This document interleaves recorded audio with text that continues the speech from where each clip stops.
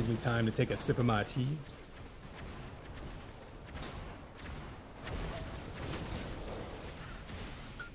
Yeah, we're getting ready to move, so I've been digging deep into the tea vault, finding some of the weird like watermelon mint black tea bags, you know, here or there, just all like the random stuff that you get into maybe a mix pack or that you somehow acquire. Starting to dig those out from the cabinet because, you know, want to move as little as possible. So drinking all sorts of weird stuff.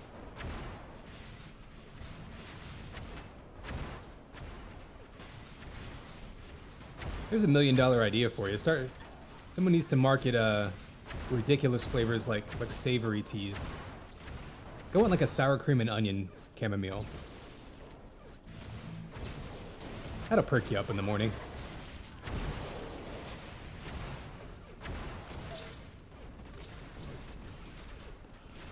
Maybe some pizza rooibos. I'm drinking iced tea right now, Dion. Or I would say it was iced tea, and then all of the ice melted because it's so ridiculously hot here. For those of you who don't know, I live in Texas, and it's been over 100 degrees nonstop. It's basically like living on the surface of the sun. So tea doesn't last. Iced tea doesn't last very long. It's more like lukewarm tea.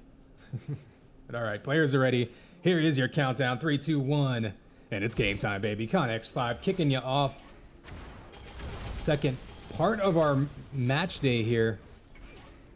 Got Baguette versus LATAM to start off with here on DM deck. 3 kills early on. There's going to be a lot of activity around this pit area. Let's back up a little bit, give you an idea of what... Oh, big double kill by Matt with the rockets. Classic sort of situation here, right? Fighting down in the pit of deck takes so much discipline because it's so easy to kill yourself by throwing rockets or flak or even shock into the wall. Like LATAM grabbed that first 100, early control of the pit. Also a little bit of an early lead, but of course, anything can happen on deck. One of the easiest maps, I think, to stage a comeback on, just because of how wide open it is. You get a couple amp runs under you. All right, let's head over to the shield belt. We do have that spawning at the same time as that 100 armor. Looks like Matt, a little bit early, doesn't cost him, so Baguette, maybe a little bit out of sync. Very surprised to see the first shield belt that spawns on deck not being challenged. He was there a couple seconds early, easily was, you know, could have been knocked into the pit. Very dangerous situation. Gets away with it. And LATAM right now in great position to try to build an early lead. I do think this is one of those maps that kind of plays into their style. Like, you know, being a bunch of high pingers, they really want to run around. They want to use shock. They want to use sniper primarily. Close range flak battles, you know, not going to be their forte. So this map really plays, I think, into their strengths and helps hide some of their weaknesses. Though we haven't necessarily seen that. Ooh, as the flat carry goes down. Baguette with the amp in their hands. We'll see what Choco can do. Oh, he goes down to Enforcer from Chris. It can be such a mad scramble with the amps on this map because you're so exposed everywhere you go. Yeah, like I was saying, you know, one thing that's interesting, maps that play into a team style on paper haven't necessarily correlated with whether or not they've been winning or losing them as the season's gone on. There's such a matchup thing. You might think that teams would choose 1 or 2 maps and that would just be all they ever play, and they're really good on those and they always win those. But it's just been, we've seen so many matches where teams win on the other team's map picks. And especially when you're talking about older maps like this, you know, everyone knows deck at this point. It's not like there's going to be one team that's only played it for a few weeks. No real secrets on this map. It's more a matter of comfort level, especially when you see, you know, bouncing around the pit like this, like we see Chris doing.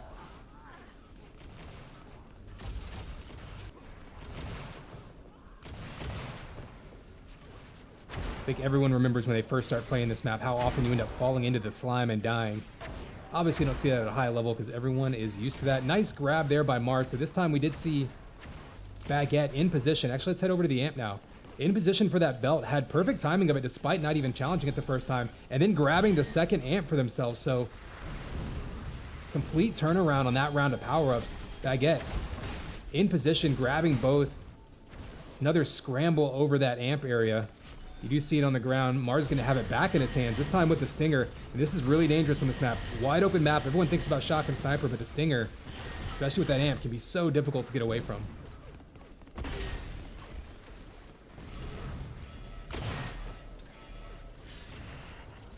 So Baguette asserting themselves with that amp. You see they've got two people up top around the, well, I guess the deck areas.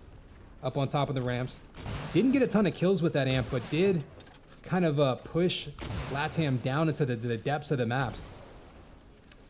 Down into the boiler rooms and such. The bellows. Is that the right word? I don't know. It's been a while since I've been on the Titanic. But you see, I mean, not a complex strategy here. They want to hold the top of the area. They want to push LATAM into those back. And it's probably not a bad strategy specifically for a team like LATAM that wants to fight, wants to get in these sniper duels and hit scam fights.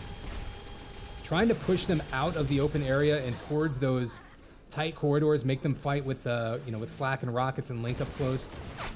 In theory, not a bad strategy.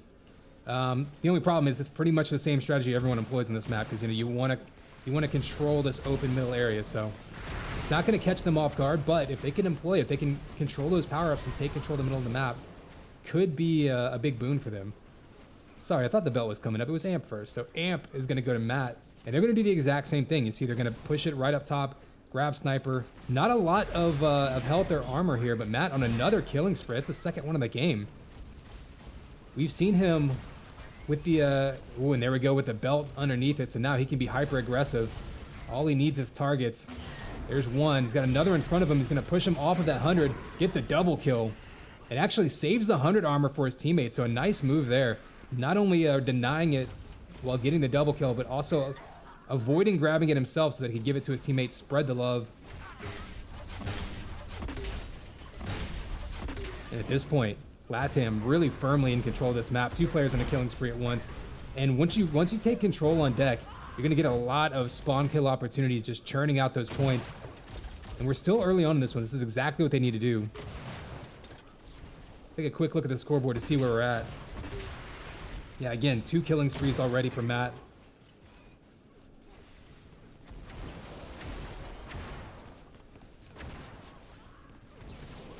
And in fact, he will be on a rampage if he can get one more kill here. Belt comes up. LATAM all over that, though Baguette was in position to challenge it. They did throw some damage down range. Oh, the close range flag. Somehow Matt manages to avoid damage and grab that 100 armor and get out of town. There's the rampage. Mars Karma did grab the amp. No weapons to speak of, though. May very well go down here. There's the flat splatter. Matt grabs it. He does take some damage, though, so he's got to be careful here. The fadeaway sniper shot does get a kill, but then he goes down. Chatui now with an amp sniper rifle, and there's another kill popping off now. Chatui asserting himself with that amp.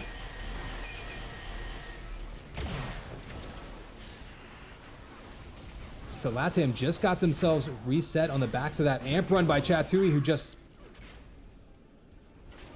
blasts them down by the 100 armor. Bangs out a combo right there. Bangs out a killing spree just like that. But you see 3 LATAM players on top of that belt. That might actually be a point for Baguette to learn from. If they can actually bait LATAM into throwing 2-3 players on that belt every time, they can use it as bait and they can throw out combos and rockets and really make something happen if they can catch them doing that. Chatui now on a tear. Another double kill. Catches another one off the spawn. That'll be another kill. You can see off the backs of Matt's rampage, Chatui 2 kills away himself. He is low on health here, but the headshot on Matt. His teammate gets the kill, but huge shot there to protect himself, and Chatui is just on fire. So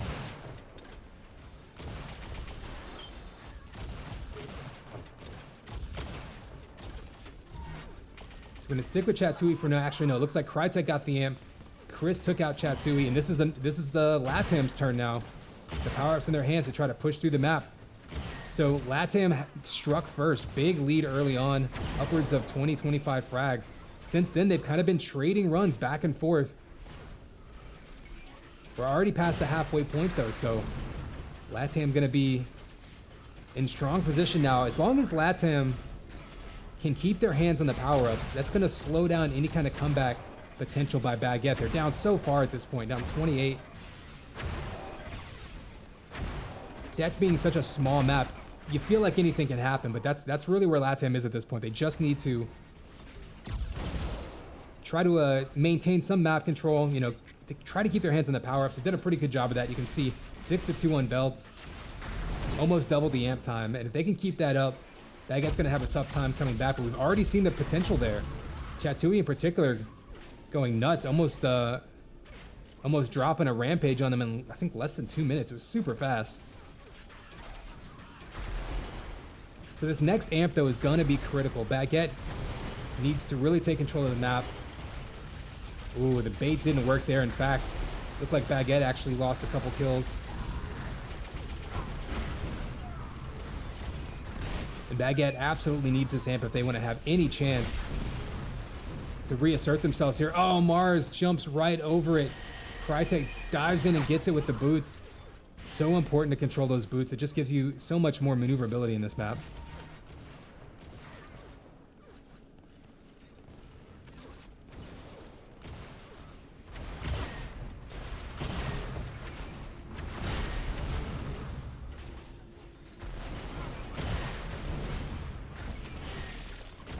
So the lead up to about 30 now, I think likely going to start being out of reach.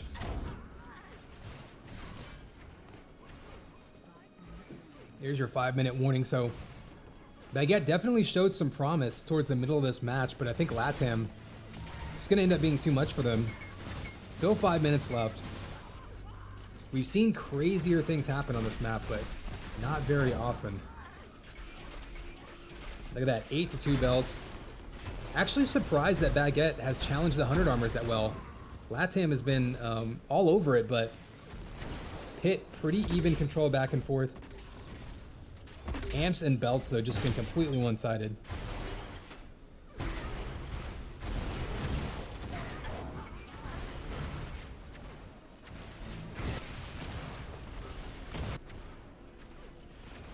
Chatui there grabbing armor. Of course, you see the mid-air combo. Another nice shot. Having a pretty decent game, all things considered, but of course, scoreboard. Ooh, firmly in LATAM's favor. Mars does grab that amp, doesn't overshoot it this time. Unfortunately, stuck down low without any escape route. Chaco goes down for it. He goes for a swim and drowns. Chris now has it. Not much health, but the nice rocket threading the noodle. Trades kills. We'll see who picks it up. Chatui's got it. And a little bit of armor finally, but this is what they needed really about 2 or 3 minutes ago. An armored Chatui with the amp is probably their best weapons that we've seen so far in this matchup. But you can see LATAM now pushing it up to a 40 frag lead. Really have stepped on the gas, and the second half of this game has just been completely under their control.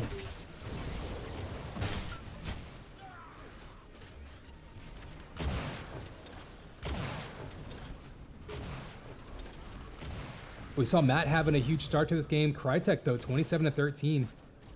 Pretty nice game on his side as well. And LATAM as a team just running away with it. Looks like they're going to take map 1. Very curious to see if we stay on this hub for map 2, and if so, or also, I guess, what map ends up getting played. I want to say, if I had to guess, that this would be LATAM's map pick. So, like I said, really plays into their style. It'd be interesting to see what map gets played next and how that plays out.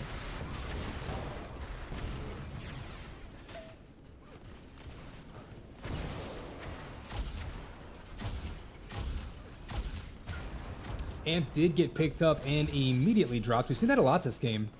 Fabo's got it in his hands. I think that's the first amp run he's gone on.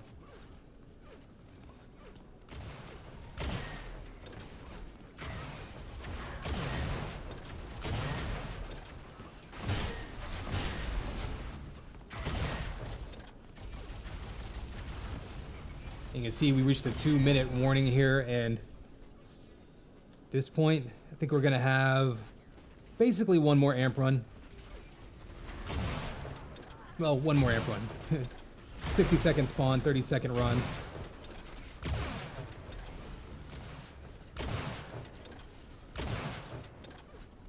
It looks like LATAM going to take map 1. Of course, Baguette, again, playing the second part of a doubleheader today. Probably not going to be dealing with too much fatigue. It's not crazy late over there, but certainly, you know, playing, you know, if you're someone who plays all the 4v4 and maybe all the 2v2s or even a duel, that's a lot of video games to be playing in one sitting. Hopefully they had time to, you know, grab a rest, maybe a meal or something.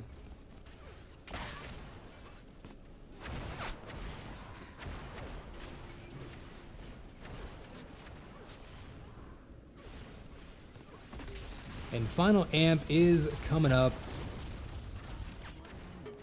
We'll have just a little bit of time left on it. We'll see if anyone can drop out or drop us any. Well, you can drop the amp.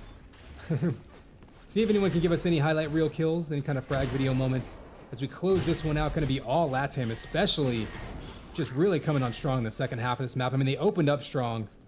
We saw some promise from Baguette. Had a couple minutes there where they were fighting their way back in, took control of the map.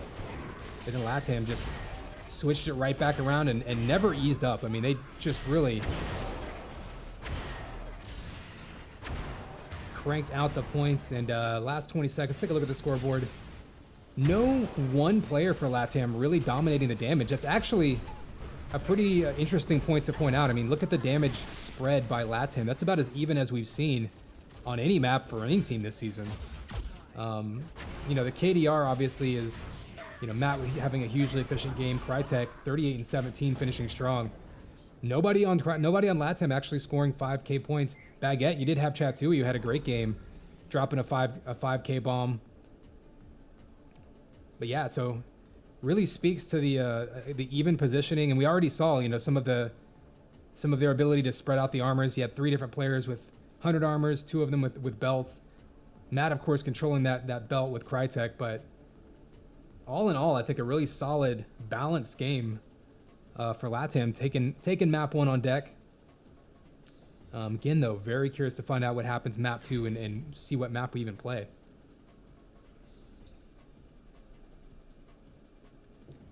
We have been seeing LATAM, I think, favor Nitro in the last few weeks of the season, so while I presume that deck would be their map pick just based on playstyle, I don't necessarily know that. If we play Nitro next, Nitro might have been their pick.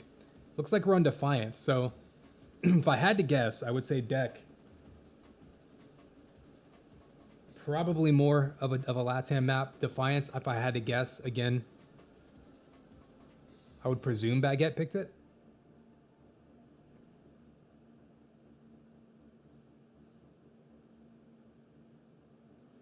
But Defiance, of course, being a Unreal Tournament 3 map, a map like you wouldn't call it new, but relatively new to this game, and a lot of folks in the series didn't play a lot of UT3. So depending on a team's experience level, this map could seem relatively new to folks. So it's always been interesting to see how teams compare on this map in particular, new to this season, relatively new to the game itself, and I mean, all things considered, relatively new to the series. So kind of a wild card map in that sense.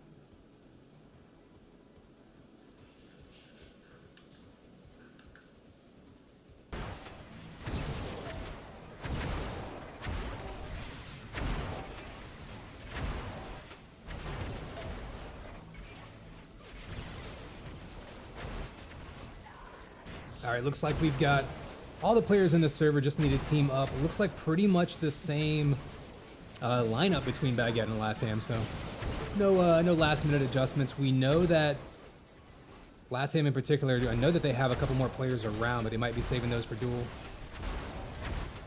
Again, for anyone who might be new to UTPL, our format here, it's going to be mixed game types. We've got two 4v4 team deathmatch maps, each one's worth a point. Then we'll be going to a best of 3 2v2 team deathmatch. that best of 3 will be worth another point, and then 2 best of 3 duels. So 5 total points in each matchup available, and no player from a given team can play in more than 2 of those game types. So in other words, of all the players that you see playing in the 4v4 here, none of them can play both 2v2 and duel.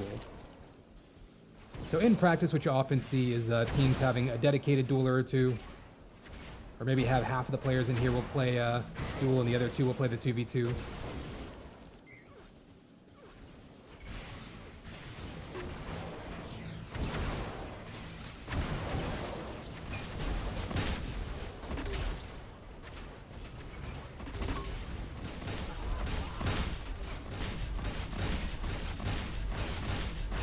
You know, I gotta say, since the name change for Team Baguette, I'm finding myself craving baguettes a lot more. I gotta be honest with you. I wish I had a little bit more bread at my disposal. Not helpful if you're trying to go with the low-carb diet. Gotta say.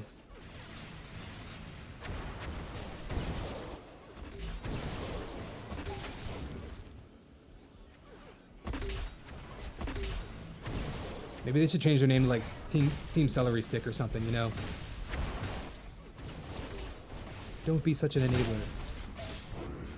So a little move he just saw him do there, that dodge up the ramp there at Stinger. Something that was much more difficult to do. You might even have required piston in UT3, or maybe a dodge, or maybe a wall dodge. Looks like it's a little bit easier to do in this version of the map. So if you see some people getting chased down, one thing to keep in mind, there's a couple of jumps like that that do differ from the UT3 version. A lot of map knowledge comes into play in knowing the differences between the versions. In any case, players are ready. Here's your countdown. 3, 2, 1. And it's game time, baby. Connex 5. Bringing you map 2. We saw LATAM running away on deck. Huge win for them there, taking the first point of this matchup. We reset here from map 2 on Defiance.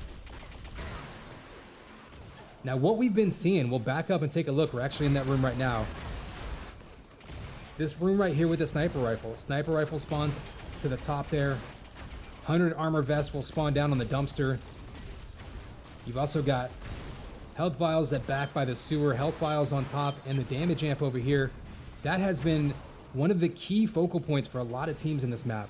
We've seen teams putting 2, 3, 3.5 players around this room in particular to try to hold it. There's been some talk, though, about whether or not, some debate about whether or not that's actually the proper way to play this map. Some folks think maybe you should roam a little bit more. Some folks think you might want to put a little more emphasis in the back half of the map where the shock rifle and the shield belt are over here. Oh, kills all over the place on top of it. Crytek gets away, but gets chewed down by that Stinger. He goes down. So right now, Matt, the only player with any armor left, will go on board with him. See him favoring that sniper room, and it's so key to soak up all of those vials. I mean, there's what, 6 vials up top there, 5 in the, so 11 vials spawning every, what, 30 seconds or so. It's almost like having another armor to pick up. Oh, the jump boots coming into play. You see the ability to challenge that amp from below with those boots, so important. Amp went down. Went down in kind of an awkward spot, though. We'll see Karante trying to push his way up there. Fabo trying to give chase. Mars sneaks around the back. I think he still had jump boots. And like I said, jump boots can give you such a good ability to sneak up on that amp from below, or even pick it up off the ground like that. Nice job going through the middle of the map. This area of the map's a little bit underrated. You got double health bubbles in there. You got the ability to cover multiple sections, and great use of that amp sniper rifle from Mars, helping just assert some control of the map, helping his teammates out. You do see them scooping up the sniper rifle, and you see him again pushing through, and right around the corner from what we saw there was the shock rifle. So I talked about, a lot of teams putting a lot of emphasis on this sniper rifle room, but still some differences of opinion on maybe where the important areas of this map are. But I think the key, they are still stacking up here. You've still got these vials. You can see Mars bouncing around there. So the question is, whenever a team takes control of this area, they're going to dump 3 people around this sniper 100 armor vest area. What do you do to take that back? And that's going to be on LATAM now, because Baguette. Ooh, nice shots there by Mars, tracking him in midair with those boots.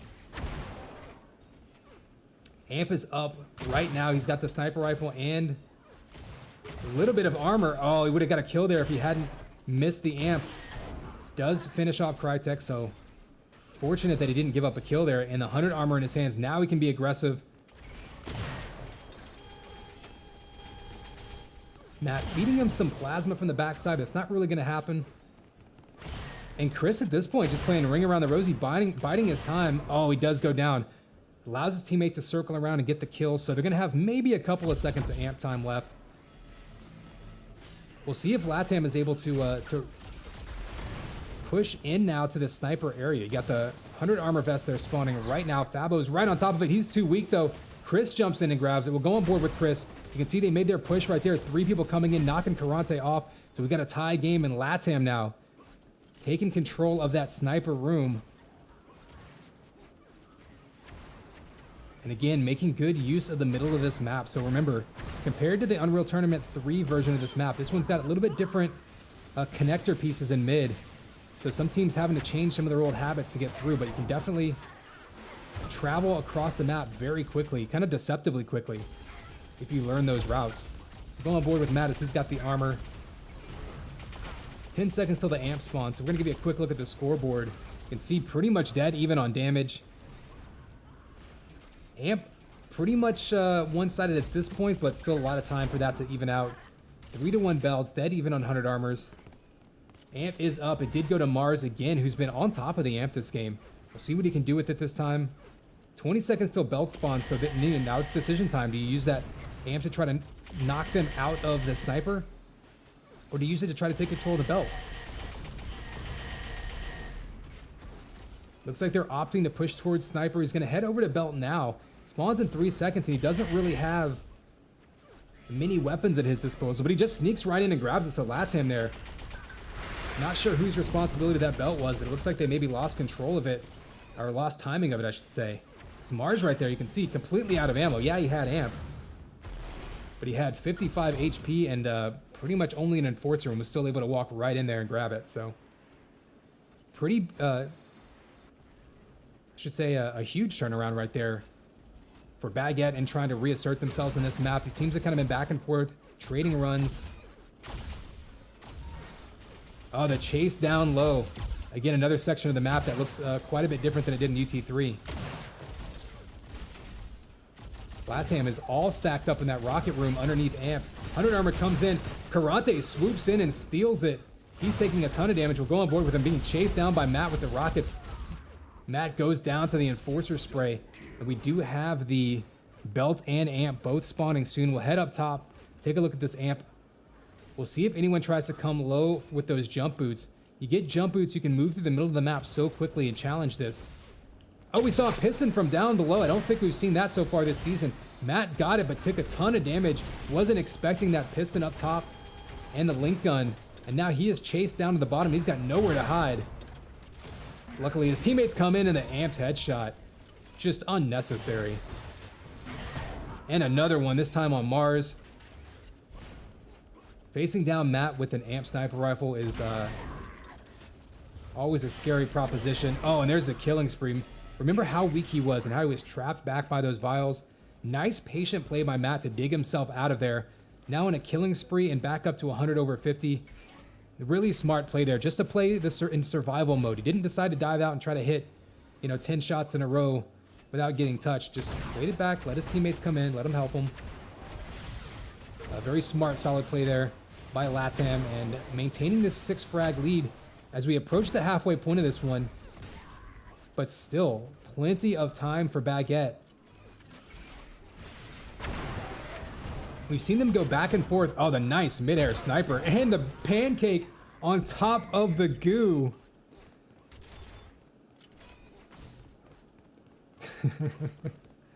That's a combination I don't think I've ever seen before. Combo number 7 there with the bio rifle pancake kill. I hope someone goes back and records that off the live replay. I want some slow motion. I want some projectile cam. That might have been frag of the week. And here we go, amp and armor in Matt's hands. This is exactly where LATAM wants to be. Matt finally gets the shot. And there's the Rampage, still untouched, 100 over 100. And if you're Baguette, this is what you want to avoid. They're arguably their best fragger, running around with his favorite weapon and armor and amp. Basically playing insta-gib at this point. This is the formula that LATAM likes to employ.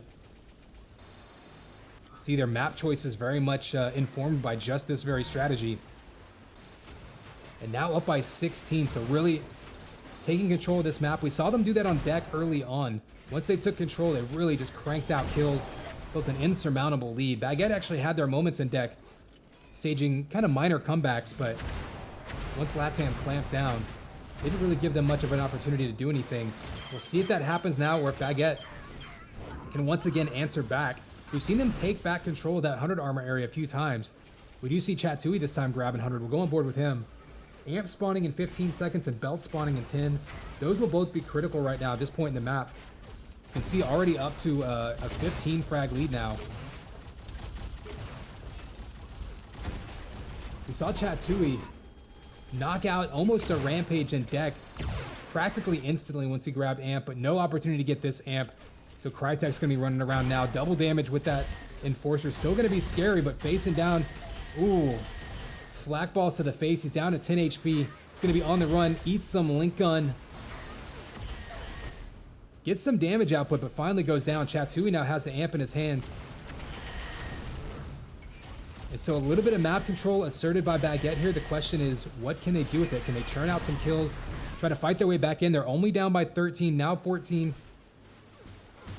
But they've broken the map control of LATAM for just a little while. Now, what do they do with these next 30 to 45 seconds? It's going to be critical.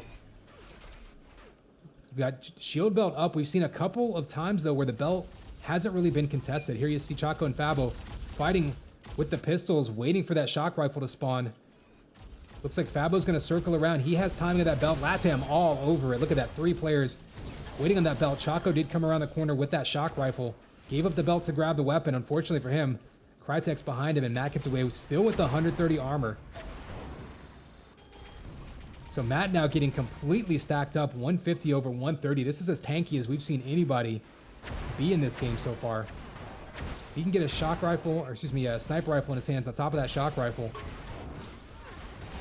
this could be big trouble for Baguette if Matt gets this amp in his hands. He is out of ammo. Oh, and he falls down. He does have jump boots, though. So, again, so critical to have those jump boots. Just allows you to make mistakes like that, or even just take shortcuts. Teammate probably going to throw him a sniper rifle. Exactly. And so now Matt is 150, 14 armor, amp sniper rifle, and this is their chance to really put this one away.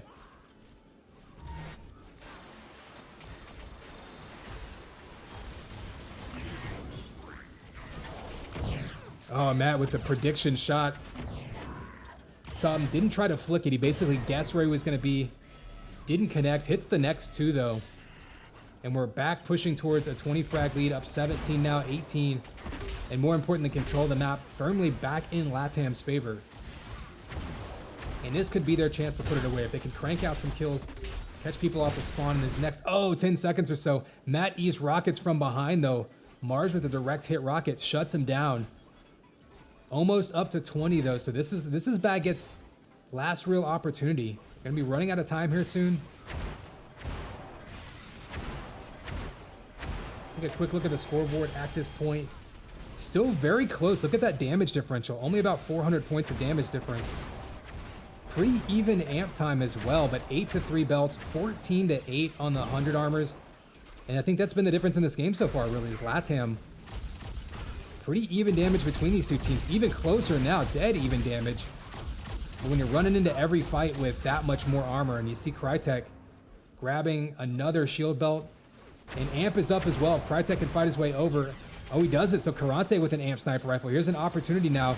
Maybe the last opportunity Baguette's going to have to really fight their way back into this one. It's only a 13 frag lead, but they have to start cranking out some kills with this amp. There's another kill by Karate. We've got 3 teammates around him. They have to make a push across the map. They really need a full team wipe of LATAM. They can't afford to play it careful here.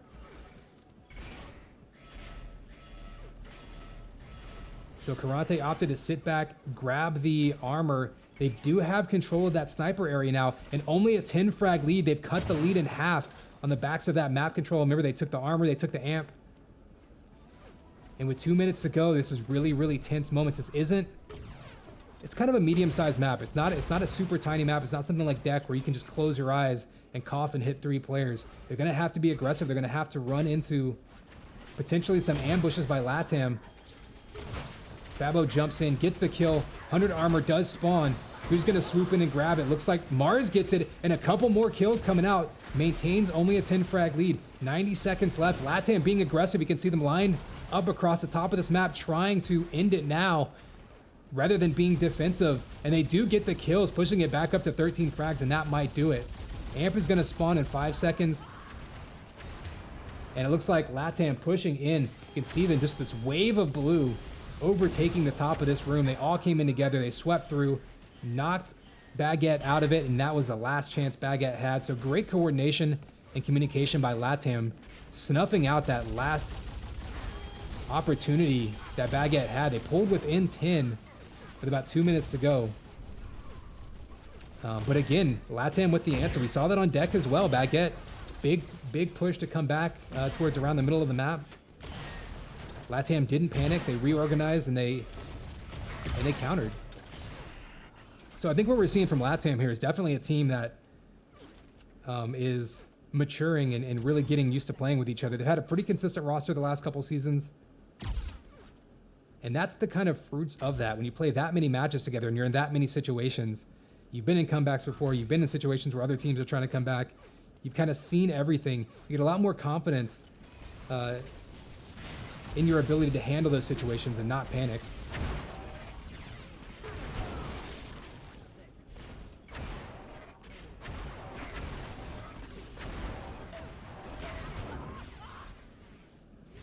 So look at that. Only 140 damage difference between these teams. That's as even as I think I've ever seen in a 4v4 match throughout the whole course of the game. Dead even damage. But you look at the power-up differential. Again, LATAM, they stuck to their strategy at the end there when Baguette pulled within 10. A couple minutes to go. Looked like they maybe had an opportunity there. LATAM, you saw what happened. They backed up, they regrouped, they organized, and they all pushed in together. It was basically a 4-on-2 situation. Snuffed out that comeback immediately. So, again, credit to LATAM there.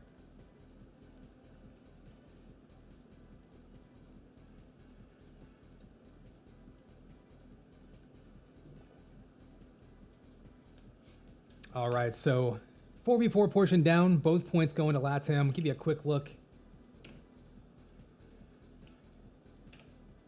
at the website there. So yeah, you can see LATAM, of course, only 6 matches played, so opportunity to leapfrog, I should say, DW, and really move up the rankings quite a bit. I think the top of the order here, you know, Saints and Sinners and All Stars, neither one has lost a point yet. Mesa Gaming's lost 1. Sons of War had a huge game earlier against DW. They're gonna have an opportunity to really push up the leaderboards. But even towards the kind of middle of these rankings, and that's where you could see things flip. Remember, if we're going to take teams, we're going to seed playoffs based on these rankings at the end of the season. So that change between being in the top seed and the bottom seed could be huge. So even the middle of the rankings does matter, you know, number 4 versus number 5. And a lot of that shaking up. I mean, you can see how close these teams are based on points.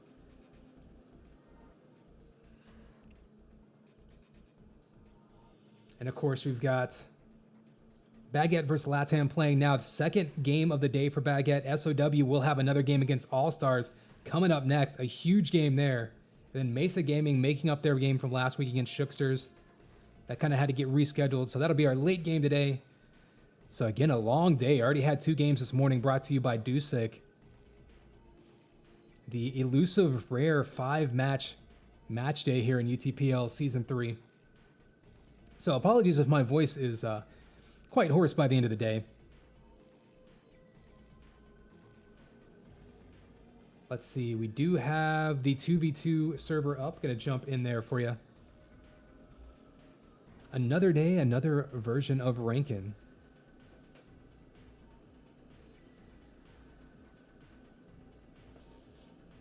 But yeah, for anyone who might be new here, UTProLeague.com, that'll be the website, has all of the rankings, of course, and schedules like you saw. Also things like recaps, write-ups.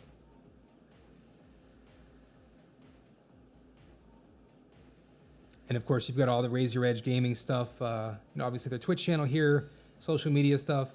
Be sure to follow all that. They do archive their matches on YouTube. They even put fancy timestamps and such so that it creates all of the nice chapters you can move between. I don't even do that on my own YouTube. I'm lazy. I don't have the pro production team that Raise Your Edge Gaming does.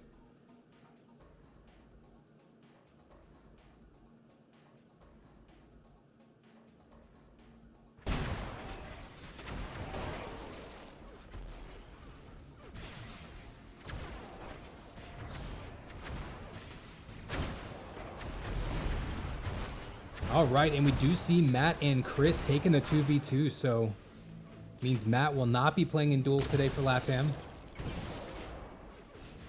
Likely we'll see Plasma being their number 2 dueler with Crytek number 1. We'll see how that plays out when the matchups happen with Baguette. 2v2 though, Mars and Chatui against Matt and Chris. Could be a very intriguing matchup here. Starting things off on Rankin, looks like teams are ready, should be getting kicked off here shortly. Rankin, of course, being a UT 2004 demo map, so kind of medium school, all things considered. We just saw one of the oldest maps in the series deck. Moving on to UT3 on Defiance, and now we're on 2K4 on Rankin, and here we go. Players are readied up. Countdown coming shortly. 3, 2, 1. There you go, 3, 2, 1, and it's game time, baby. Connex 5 bringing you the 2v2 portion of this matchup.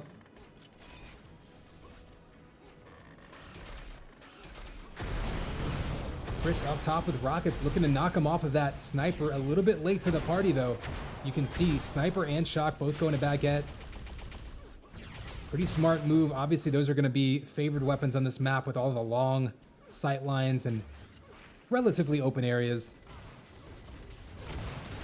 But even more to the point, keeping those weapons, those favored weapons, away from LATAM. They're very hit scan heavy players in general, especially playing with the high pings. Of course, LATAM standing for Latin American. Sort of Latin American UT community, putting together a team for UTPL. Fighting through those high pings. See what they can do here. Obviously, didn't hurt him too bad in the 4v4 portion. And there you see Matt asserting himself, getting that sniper rifle in his hands. Oof, and the double kill coming out. Didn't even see who grabbed that belt. Looks like Matt did grab it. That's why he was able to escape. Swoops through that 100 armor as well, so Matt able to grab belt and vest. And one thing to keep in mind too, he grabbed the belt and then the vest, which means that the power-ups will not be synced up. So that means that they can fight over the next belt and then go straight up to the 100 armor. They don't have to worry about giving up one to get the other. Amp is up. Chris Power jumps in, gets the double kill with the rockets, down to 27 HP. They're looking to take him out. He's looking to escape.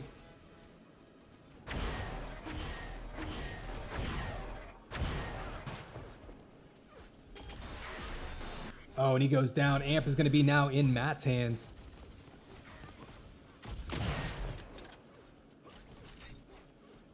And Matt, not much of an opportunity there, so LATAM with an early lead, but Baguette doing a little bit better job. Sometimes it's actually easier in 2v2 to avoid the amp runner than in 4v4.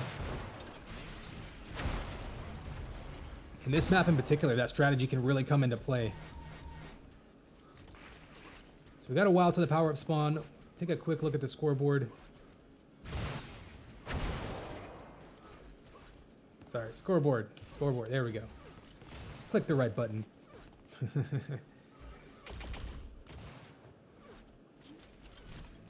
You can see both belts going to LATAM and the entire first amp. And so far, I mean, power-up wise, it's been all them. They've split 100 armors. It's not very unusual in this map since it's up top in the very middle. You don't necessarily have to control the map to get some 100 armors or in your possession, I should say. Ooh, LATAM going down. You saw Matt getting chased down by Mars. Sorry, Mars, Matt, Lat, the fight all happened, and they're getting me a little tongue-tied, but nice kill there, standing in against that link. It's always, or standing in there with the link, it's always scary in those close-range battles over that bio rifle area. Anything can happen. If someone has a flat cannon, shock rifle can just blast you instantly. Big flak ball. Speaking of which, there is the arc. Takes him down. And the amp's still sitting there. You can see the bait coming out. Mars does steal it back.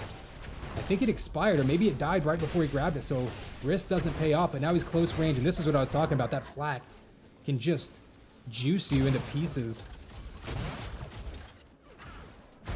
Chris right now finding himself surrounded on a killing spree with those rockets, but one more hit will take him out. There is the Stinger chase down.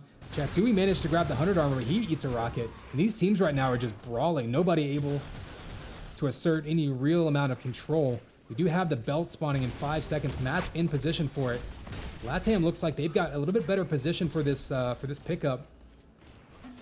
And we are still in, ooh, nice job though, negating it. So Matt comes out of there, eats some damage. Chris also grabs the 50, but Chatui grabs the 100 armor. So pretty even split amongst power-ups. Amp is up in 10 seconds, and this could be huge if one team wants to try to really assert themselves. I mean, you got a 5 frag lead for LATAM. Baguette could erase that with one amp run. Oh, and Chatui sneaks around the backside, gets the kill. And here's an opportunity to double it up. There's the kill on Matt. And now if they can find these players respawning, this could be their opportunity. Down by 4 to really disintegrate that lead. Oh, he ran out of ammo. Mars chases him down though and gets that kill. Got 10 seconds till bell. This is going to be a very dangerous spot for LATAM. You see them jumping in there. Oh, he actually kills us, or damages his teammate. And Chatui takes out himself, his teammate, and Chris Power with one shot. Tactical nuke there, not paying off.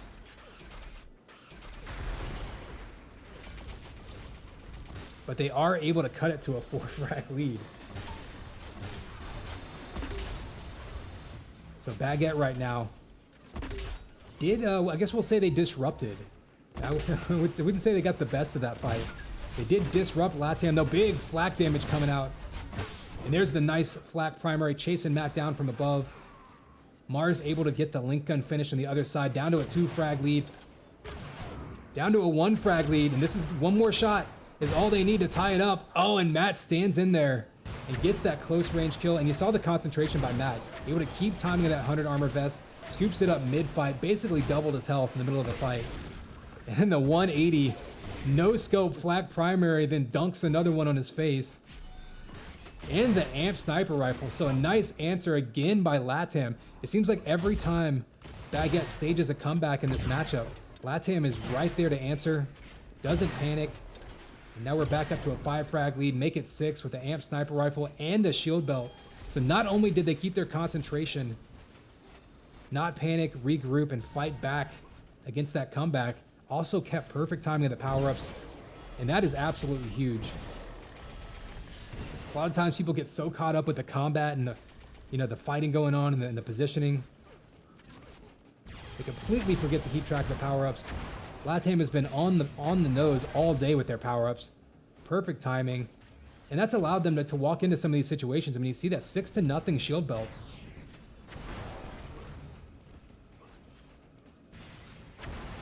Baguette actually doing 300 more damage in this fight so far and down by 5. It gives you any indication of how big those power-ups are, particularly those shield belts. So that's one thing I like to point out. The left side of the screen, you can see those player names and the armors. Think about that whenever you see that the teams engage and you see what you might consider a team fight in this game. Like team armor right now, LATAM has 150 or so total armor between them compared to Baguette's 0. So they basically have double the health. I mean, Baguette essentially would have to kill LATAM twice in order to actually clear them out. Mars does just that, though, getting 1 big kill on the amp. Matt, though, snags it, gets away, down to 6 HP, but again with the clutch sniper shot. Down to 6 health. Trying to escape here and pick up some health bubbles.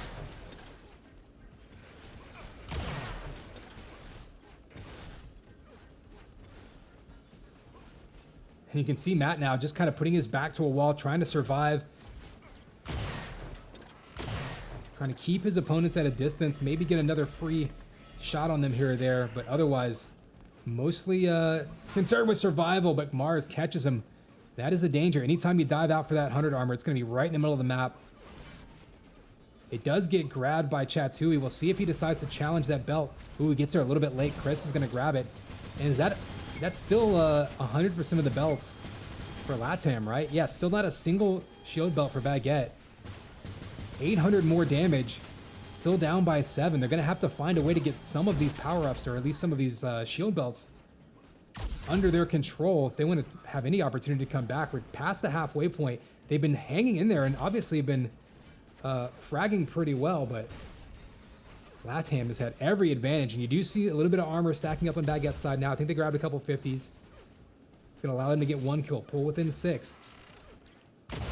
They can just get control of the 100 and the belt. Make a big difference. There's a couple of kills, though, coming out for LATAM.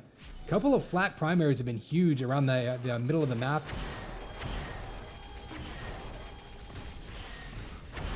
Flat can get you out of some sticky situations very, very quickly. We've seen that mostly play out in LATAM's favor so far. You do see the nice chase down with the Link. We'll see if that amp gets picked up. Who gets there first? Matt scoops up the shield belt. So still not a single shield belt for Baguette, but they do grab that amp. So double damage shot, going to do 90 damage. They do get a kill off of it. Back up to an 8 frag lead, though, and Matt, that 150 armor going to be a very difficult target. And you see what Matt did there, and that's so smart. He went straight for the 100 armor and didn't just grab it. He defended it and allowed his teammate to get up there and grab it himself. Killing spree for Matt now. Just been so clutch this game.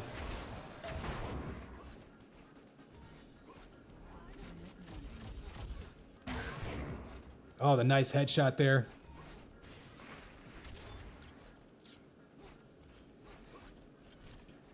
Take a quick look at the scoreboard. Dead even on 100s, dead even on 50s, but 9-0 belts. Could be 10-0. Baguette has just had no answers for LATAM getting in position ahead of time for these shield belts.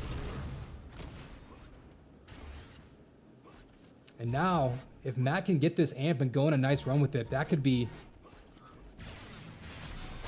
Ooh, just a little bit off with his timing there. But if they can go on a nice amp run here, put a few more kills on the board, that may be the extension of the lead that they need. Close range sniper doesn't work out. Mars is right in his face with rockets. I like that move. Oh, and Chris takes Mars out. Nice crossfire there by LATAM, singling people out. There's the shot to the back with the amp. And just like that, up to a 14 frag lead. Could be 15 if he can hit one more flag. There's the teammate flanking around, and that could be, ooh, the deficit that LATAM was trying to build, trying to put Baguette into a hole that they can't climb out of. There's still time. I mean, Rankin's kind of medium size as far as 2v2 maps go. But the way that LATAM has been controlling the map, that was the first shield belt. So Mars Karma finally stuck around, grabbed a belt. That's the first belt of the game for them. You can see almost 300 more damage for Baguette, but still down big because of the power-up control of LATAM.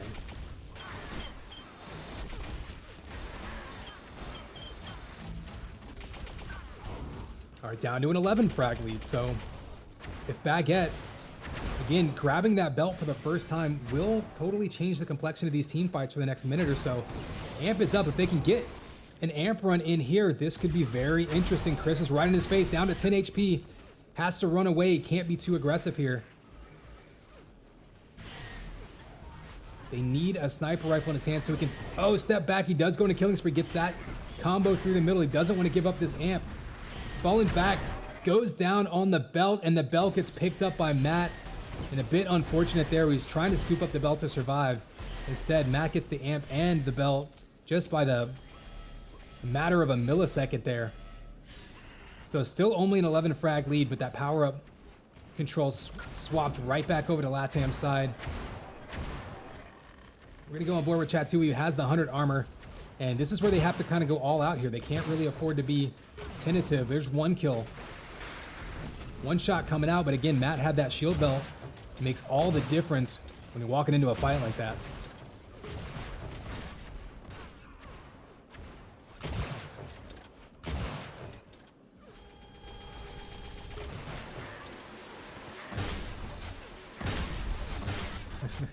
And you saw Chatui there hitting shot after shot.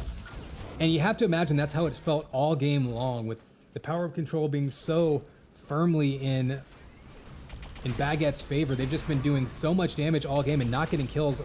Almost a 700 damage advantage for Baguette, still finding themselves down by essentially 25% of their kills, right? I mean, it's basically just the way things have gone for them, not able to scoop up that amp. And I think with that amp, all they have to do is keep this out of Baguette's hands. I'm going to put another kill on the board for good measure, and I think that will seal the deal. So map 1 looks like it's going to go to LATAM.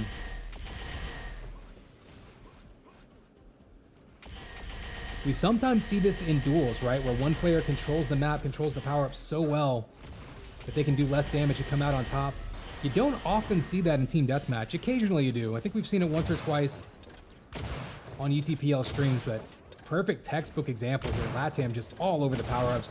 Again, great discipline, great positioning. We're seeing a very mature playstyle coming out from this team, both in 4v4 and 2v2 this week.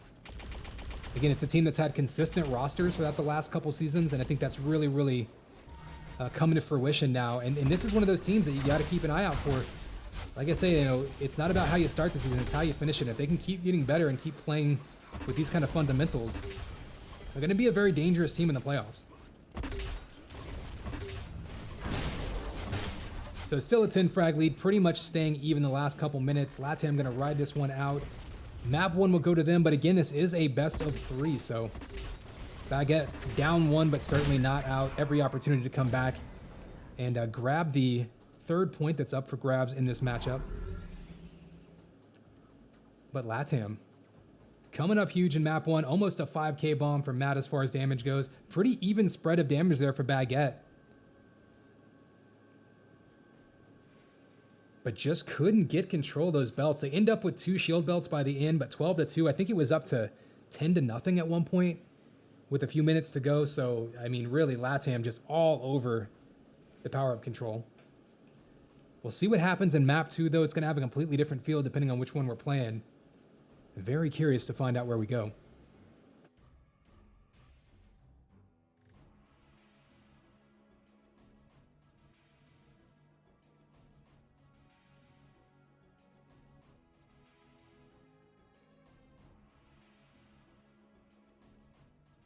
We've also seen kind of a circus of kills Hail to the king, baby. so far in this matchup. We saw a bio rifle pancake combo. We also saw a self-kill, team kill, enemy kill, multi-kill with a flak, with 1 flak shot on rank in there. So who knows? Maybe we'll see a maybe we'll see a piston kill or double kill combo, or I don't know. Maybe we'll see somebody kill themselves with a combo. There's not really any jump pads on this map. But at this point, anything can happen.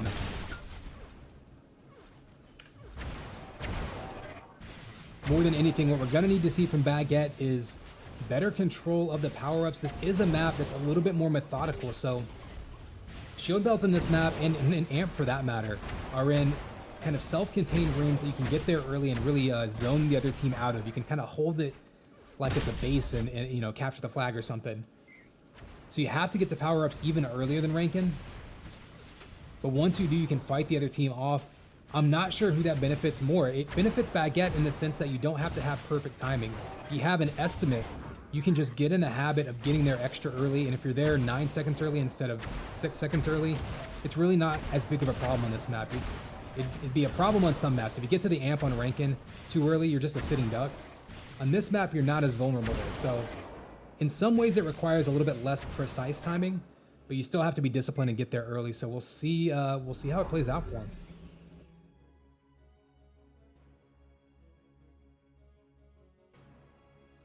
All right, players are ready. Here is your countdown. 3, 2, 1. Man, it's game time, baby. Connex 5. Here on map 2, we just saw LATAM really dominating the map itself on Rankin, taking map 1. Baguette actually shot pretty well. They out-damaged them by something like 600 points of damage.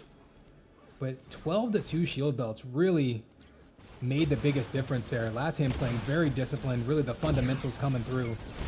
Taking the first map in this best of 3, but the double kill there by Chatui. The Stinger is so difficult to escape on this map. The first 100 armor going to go to them. They're trying to track them down. We're going on board with Chatui there.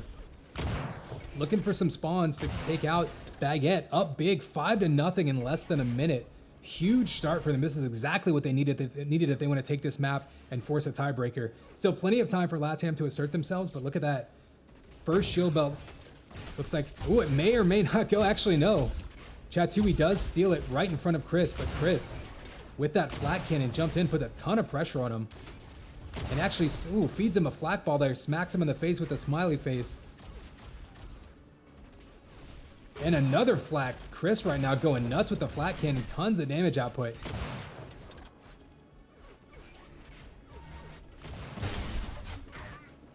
And Amp is up. For anyone unfamiliar with this map, Amp in a very peculiar position. It's up top there above Sniper Rifle. You have to either piston and take damage or use those jump boots from the other room to get up there. So control of the jump boots in this map, hyper critical. It's not just a way to get up to Amp. It's the easiest, quickest, and safest way. It's the only way to get up to Amp without taking damage. So just so important to have control of those jump boots on this map. Belt will be spawning soon. Chris has got a little bit of time left on that Amp. We'll see if he brings it over to try to push him away. Only 4 HP. Even one pistol shot will kill him. So actually not a bad move there. He does go down, but he kind of used that Amp to intimidate them, to push them off. So Matt able to grab that shield belt. We'll go on board with him. 100 armor did go to Baguette. Amp and belt will respawn at about the same time. So very curious to see what teams do. Do they run around the map looking for weapons? We can see LATAM now pulling. They actually had it tied up. Chatui defended himself well with that shock rifle.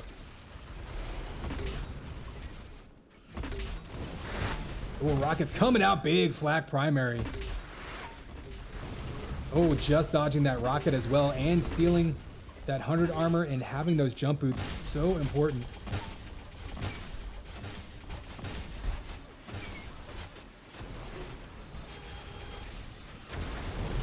So Belt is up in 2 seconds. We'll watch the fight over. Matt goes on a killing spree. You can see him up top with those boots, able to get that mid-air kill and more importantly, get that belt, which means he's going to have a lot more protection than that 32 HP.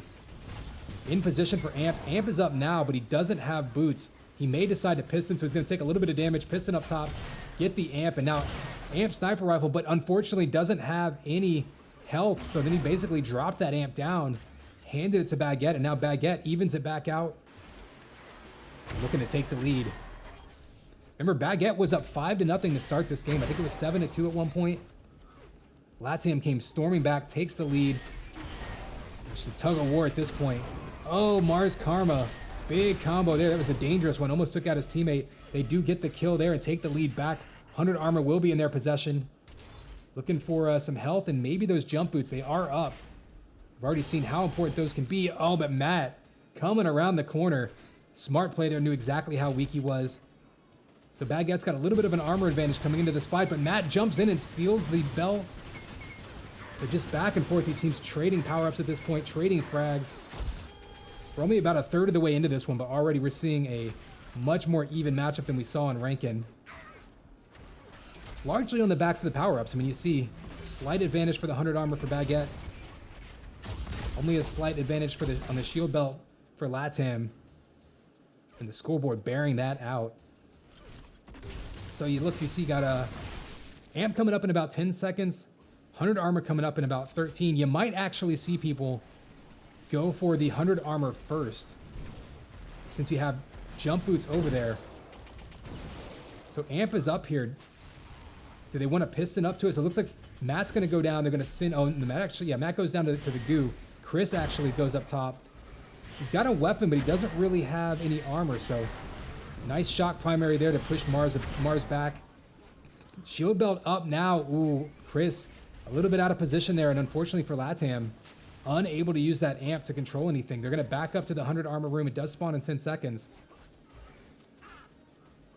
And one thing that I like about Chris that he's doing here, he's constantly keeping his crosshair towards his opponents. He's backing around the map. He knows the map well enough to move around it without having to turn his back on his opponents. It's going to allow him to defend himself, but still does go down. And look at that huge armor advantage for Baguette against LATAM. That was something that they were facing against the whole time on Rankin. They never had the armor advantage going into a team fight. They do this time. They get both players down, back up to a 2-frag lead, and this is what we needed to see on Rankin.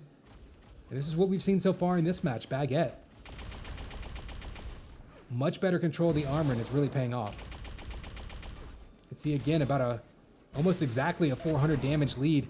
But that's kind of what we saw on Rankin, right? Baguette outscored or outdamaged LATAM pretty much all map. But just couldn't turn that into power-up control. This time they're getting it done. Up by 3 now, and another team wipes to make that a 4-frag lead, and the ability to make it even more, catching Matt off the spawn. Amps up in 2 seconds, though, and they're a bit out of position for it. Chris might be able to sneak around and grab it. Big amp grab by Chris. If he can catch a couple targets. Oh, he gets shot from above. You saw that angle. Really smart play there, being above him with that enforcer. Catches him twice, taking him down to 16 HP. That's actually going to limit his ability to be aggressive, or he had to swing around and grab health. That took about 5 seconds off the amp time and allowed them to get in position for a shield belt. So those couple little enforcer shots that he ate could actually have been huge there, because if he gets that amp, doesn't take that damage, he could have headed straight over to belt. Who knows what happens at that point. So little moments like that can really make a big difference in the long run.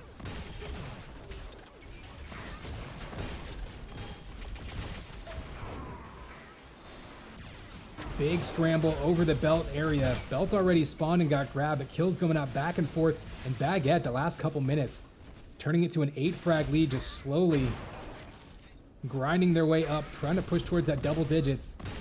Oh, Mars now on the run. Couldn't get up, though. Out of ammo for every weapon. All he's got's an enforcer. Matt makes him pay. And unfortunate. Missed that dodge up the side. Would have been a clean escape. Instead, gets eaten alive. Matt then grabs that 100 armor. He'll be in position. He's got jump boots here. If Matt can grab the sniper rifle and amp, could be a big opportunity. They've cut it now down to a 6-frag lead. Mid-air flak. And great timing by Mars. He does go down, but he missed the 100. I thought he grabbed it. Oh, that's unfortunate. He was right on top of it. Matt now is going to have an amp and some armor. Big flat primary. Down to a 3-frag lead, and LATAM again regrouping, not panicking, down almost by double digits at the halfway point. Answering back with a big amp run already. Erasing that armor, and this is a huge run by Matt, pulling within 2. He's got an opportunity to tie it up if he can take out both these players. He's got a big opportunity here. Flak, oh, eats 2 rockets. Big kill there by Chatui to defend himself. Chris is there. He picks up the amp for the last couple seconds, but 100 armor goes to Baguette. Somehow escapes with the lead intact. And we'll take a look at the scoreboard. We've got a little bit of time until the power-up spawn. We've got us a match here. Damage-wise, looking much like map 1. But look at that, dead even with the armors.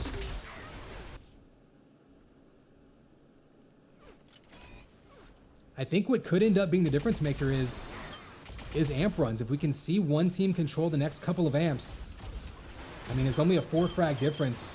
We've seen amp runs where you can get that many kills in less than 10 seconds. I mean, a relatively small map, all things considered.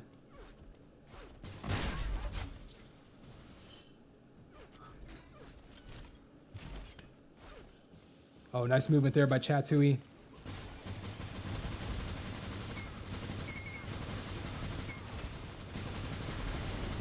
So amp is up. You do see jump boots coming into play there. Who was in position for it? It looks like it's Mars. Apparently we saw an air goo off screen. Chatui there, almost with a double air snot. And this could be problems now. You got Mars Karma with a little bit of armor left. Maybe more to the point, has some ammo. And an amp in his hands to back it up. Matt did manage to get a kill there. Oh, and he actually damages his teammate. So not a great amp run coming out here by Mars. But answers back with a huge flat primary. Pushes it back up to a 7 frag lead. If we can get this kill off the spawn, that would be huge. Oh, big 122 damage flagball. Teammate gets the kill, but big damage. So ends up turning that one around. That amp run looked a little bit sketchy off the bat, but they managed to get some kills off of it, extend that lead, and more importantly, keep the amp out of LATAM's hands. Remember, all the pressure's on LATAM now, down by 6. They've got the stage to come back, cutting it within 5. Then back up to 6 by Chatui. LATAM maintaining striking distance, but I'd be really, really curious to see how hard both teams go to get in position for this next amp run.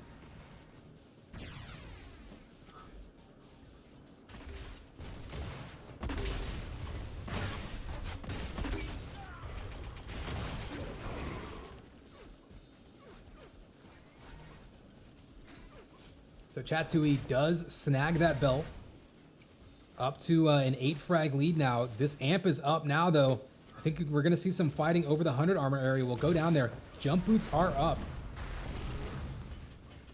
Oh, but it looks like Chatui has the extra armor. That allows him to get up there. No fears pissing up to it, and that could be a critical grab. Gets the kill. But at this point, trying to avoid allowing LATAM an opportunity to come back. Every amp that they grab, every pickup that they grab, doubly valuable. All they have to do is stay alive at this point. Up by 6, obviously they'd like a bigger lead, and there it is, up to 7. Looking for players respawning. They're a little bit early to the shield belt, but like I was saying before, oh, the nice. I think he might have gotten a headshot by Chris while the enforcer came in there. Armor got erased instantly. There's the belt coming up. Baguette still in position, but like I was saying, and there you see it. On this map in particular, if you get a little bit out in front of the power-ups, it's not really that big a problem. You can fight the other team off it. We've seen that already a couple of times from both sides. Able to zone the other team out. Huge combo on Chris. Turns him away. Can he turn it into a kill? And they do. Chatui actually finishes him off. So Mars Karma with a nice combo there. And time now going to start being a factor for LATAM. They got to keep their eyes on the clock. They're going to have to be pretty aggressive at some point and make a move. You have amp coming up in 15 seconds. 100 armor comes up first. They are already in position. Matt's going to grab the 100. Jump boots are not up. Still 10 seconds till that's coming up. So we'll go on board with Matt, who manages to chase down Chat. Down to an 8 frag lead. They need this amp. Oh, looking to bait him into it. Looks like he actually flapped himself a little bit. Matt going all in the close range sniper. Mars taking a page out of Matt's book. Takes him out with that and then goes for the spawn kill. Mars grabs that shield belt and the amp is up, but it's been up for about 15 seconds or so. Crucially, that's going to mean that there's that much less time on the last amp run of the game. So we will have another amp run, but there's not going to be much time left at the end of the game for it. So Mars, though, grabbing that belt, grabbing that amp, all of these power-ups, again, just denying them is huge. In fact, he's going to go ahead and get another kill on the board, up to a 14 frag lead, and I think that's going to do it. Last couple minutes, Baguette has really come on strong. Look at that, up to a 1,500 damage difference. Big 5 bomb by Mars Karma, coming up big this map. So it looks like Baguette's going to hold on, run away with it towards the end, and force a map 3.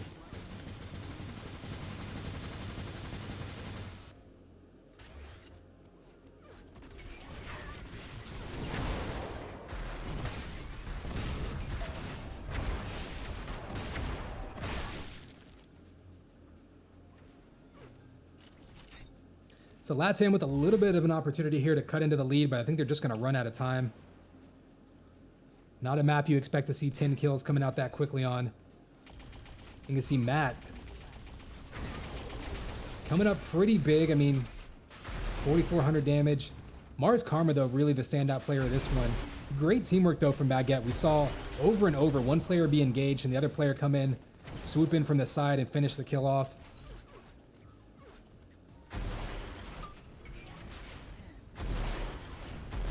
And I think biggest numbers you look at, 9 to 5 shield belts, complete reverse from the domination that we saw from LATAM in map 1.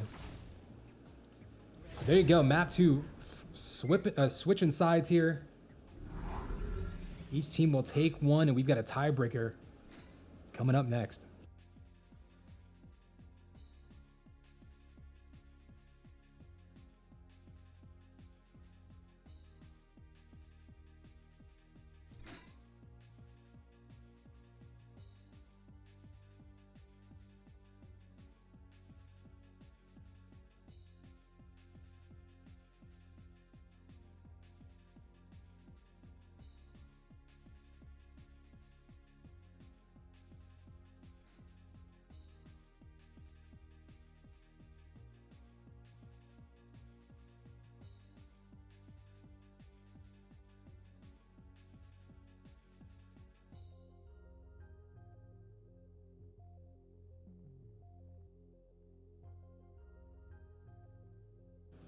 All right, DM Solo is our map. Baby. So this is kind of an interesting one. This will be by far the smallest map in this matchup. We went Rankin map 1, saw Focus map 2, two fairly big, complex maps, at least in the sense of being able to break line of sight, escape. Especially compared to Solo. This is a dual map often. So 2v2 can feel a little bit cramped, can be very fast paced. There's lots of ways to move around this map. Of course, this is a UT4 original.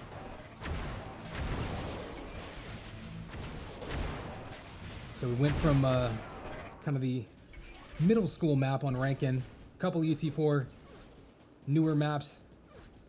The key here to, so we see Mars Karma lead, maybe just restarting or something. So the key here, you're gonna see, I think, a little bit more of that close range combat, but I think more than anything, the important focus on a map like this, that's this size, is not just getting one kill, but churning out multiple. We've seen both teams kind of trade map control back and forth, really on both the previous maps. But being able to do that, being able to win that fight over the belt, win that fight over Amp, get the other team respawning, and then like push really hard and crank 4, 5, 6 kills off of that. Much more doable, much more critical on a map of this size. We saw in the last map the ability to kind of get a couple kills, get control, and then just sort of play the map, right? Kind of roam over to the next pickup, regroup, kind of engage and disengage. This is going to be much more of a scrum because there's just so much less space to escape into.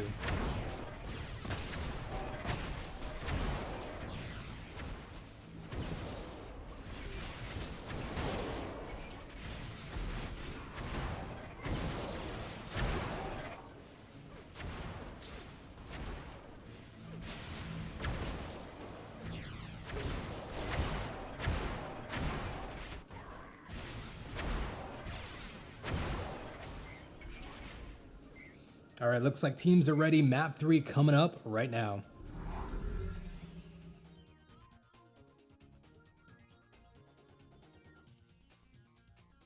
And here is your countdown. 3, 2, 1. And it's game time, baby. ConX5 jumping in. We've got our tiebreaker map. Baguette versus LATAM. We just saw them trade wins pretty convincingly. Now, Baguette was able to hold the damage lead on both of those maps, but the map control, completely different stories there. LATAM dominating the Shield Belt in map 1. Baguette taking control of it in map 2. This is going to be a much smaller map, a little bit more hectic. And one thing to keep in mind too, for those who are used to dueling on this map, their routes and their strategies and the feel of the map. Oh, nice turnaround headshot there by Matt. This map can feel completely different in Team Deathmatch just because of the fact that the amp is down low. Remember, when you duel in this map, that amp area is completely closed off, so kind of have to trick your mind into keeping that in focus. We're gonna back up to the shield belt, first belt popping soon. Players all over it. Mars Karma dives in and takes it, has the link out. Armor all on Baguette's side right now. They do manage to cut it to a 1 frag deficit. Amp coming up in 15 seconds. This is another amp that you can get in there a little bit early and push the other team off of it. Oh, that close range flat coming up huge for Chris. Amp's going to be up soon. We'll back up. You see Matt on top of it. Mars coming around the corner.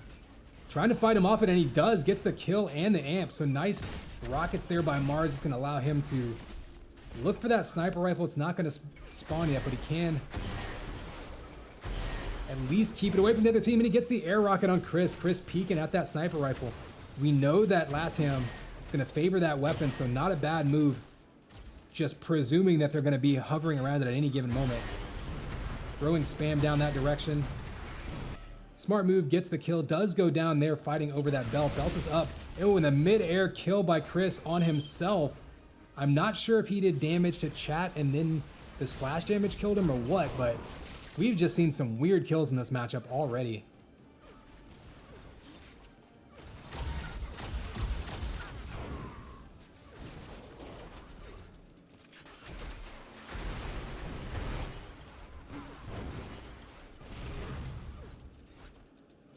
So more kills coming back and forth. Chatui somehow on a killing spree hasn't eaten any damage.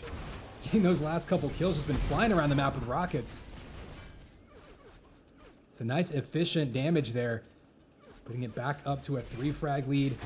And they are scooping up all of the armors as well. So Amp will be up in 10 seconds. Belt will be up shortly thereafter. We're going to see a fight over Amp. It looks like Chat in position. He's going to back up a little bit. Mars goes down. Matt, though, catches himself in midair and can't go after the Amp. That will go to Chatui. He goes straight up to the belt. Oh, so big miss there by LATAM. They didn't get to the Amp and didn't get control of the belt. Nice rocket to take him out. This is going to allow them to push it up to a 6 frag lead and perhaps even more if Chat can go on the aggressive here. Oh, the Rampage running out of ammo, unfortunately. Would have been a nice turnaround combo. And another mid-air rocket. Chat right now playing like it's Quake, just flying around the map. Take a quick look at the scoreboard here. Kind of looking like the opposite of Rankin. On map 1, Baguette was outscoring LATAM all over the place, but LATAM was dominating the armors. Here you see LATAM, well, until I said that, LATAM was kind of holding strong with the damage, pretty much even, but just getting dominated on the armors. And that's why you see an 8 frag lead, another belt. And Chris that time, I think, actually did hit Chatui with that flak ball. Unfortunately, he grabbed the belt first, allowed him to survive, killed himself on it. That'd be a -1, and it is back to now an 8 frag lead. Only about a third of the way into this one, though, so plenty of time. But LATAM, this is where they need to do what we've seen them do so far today. You know, they found themselves down a couple of times. Baguette staged a couple comebacks, and we've seen LATAM with great fundamentals, just kind of like regrouping, answering back. You see Matt sitting around, Amp and 100 armor, so great power-up control. That's one thing the LATAM has not given up, even when they've been down, is their awareness of the power-ups. They've been all over them, even when they weren't getting them. So important to, at the very least, be able to challenge. Nice shots there. And another one fading away, turning around the corner, just baits him into the crosshair. So a couple more kills for LATAM and the belt, and all of a sudden, armor advantage right back on their side.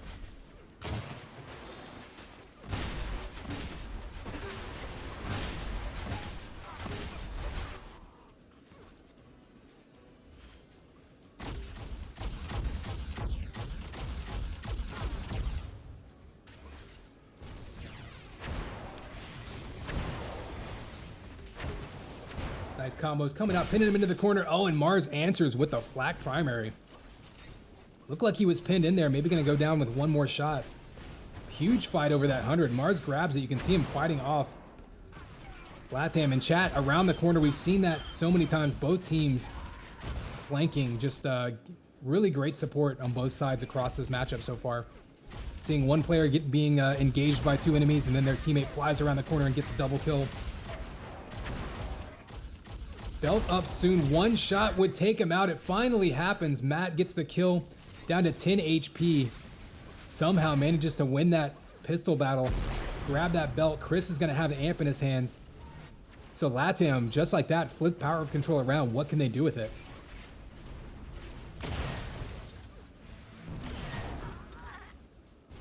Oh, the nice double kill there by Chris. Pulling back within 5. Still plenty of time in this one. Not even halfway through the map. Oh, and there's 2 more kills coming out. Chris Powell with a huge amp run. And that could be a big, big turning point in this map.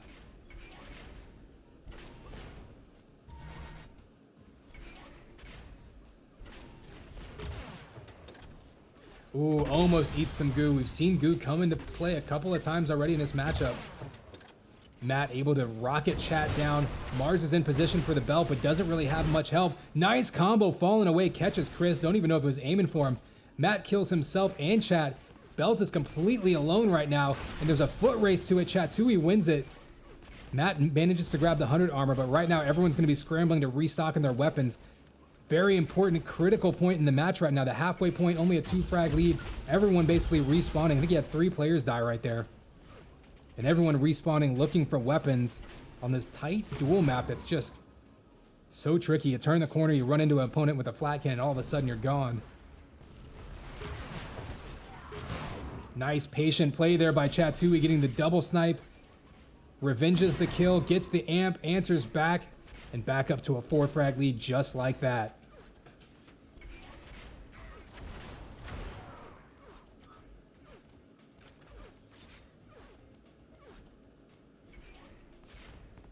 I think both teams right now are looking at the scoreboard, looking at the clock, and you see them both get a little bit more methodical now. They both kind of slowed down and regrouped for a second to catch their breath. LATAM there, kind of an uncharacteristic charge of that belt, but Matt able to grab it and get away with it. Matt then gets the double kill off of that shield belt grab, just walked right in and stole it. And now you see him going straight to the 100 armor. We've seen them do this a couple of times in Team Deathmatch now. Take the belt, go to the 100, save it for their teammate. And now both LATAM players have armor, and they're trying to eat into this lead. It's down to 3. They've got players respawning around them. Chat kills himself again. I think everybody in this game has killed themselves this map. Down to a 2-frag lead, though. It's just pure chaos erupting the last few minutes. Back and forth, people kamikazing, people stealing power-ups right in front, getting double kills back and forth. Amp runs coming up huge. So far, this map has had everything you would want. We've got about 10 seconds till the amp and the belt spawns at the same time. Who's gonna go where? Looks like LATAM is regrouping, sharing weapons, getting in position for that belt. Amp gets picked up by Mars Karma, who has 100 armor. And it looks like they're gonna concede that belt. Looking for them leaving the area. There's one big shock primary. That'll turn him away and negate that shield belt grab. Only a 3-frag lead for Baguette here, so looking to extend that lead. Belt's not up for a while. 100 armor is up, and Matt, again, in perfect position for it. LATAM has been controlling that. 2 more double damage. 3 shock primary double damage shots coming out. Matt now losing all of that armor that he just scooped up. Unfortunately, Mars running out of ammo. Only the pistol left. Needs to hit a couple shots. Matt's got the link gun, can chase him down. One more shot would take him out. He does. Matt takes upwards of 300 damage there, but survives. And then there is the retaliation right off the spawn. Still dead even. A 2-frag lead here for Baguette, just clinging to it. Nobody able to really assert themselves. Armors are still, though, firmly in the grasp of LATAM. You saw them grab another round of belts and 100 armors. And if Baguette's not careful, that could add up. This could be another game where they out damage LATAM, but LATAM, if they're able to stack up these armors for the rest of the game, could really make them pay, just like we saw in Rankin. There's a big flat primary. And another 100 armor where he's just waiting for it. Baguette now, I think, has completely lost their sight of that 100 armor vest. They don't have timing of it. They're not able to challenge it. And now you got Amp in Chris's hands, and this could be their opportunity to crack this one open. LATAM fought their way back into the lead. They've got Amp in all of the armors. They can go on a big run here. There could be no looking back with 4 minutes to go. There's 1 kill, up by 2, looking for another player. This time he's up top. Mars standing in, trying to do damage, but he's going to go down to Matt, up to a 4-frag lead. Shield belt spawns in 3 seconds. There's another kill by Chris.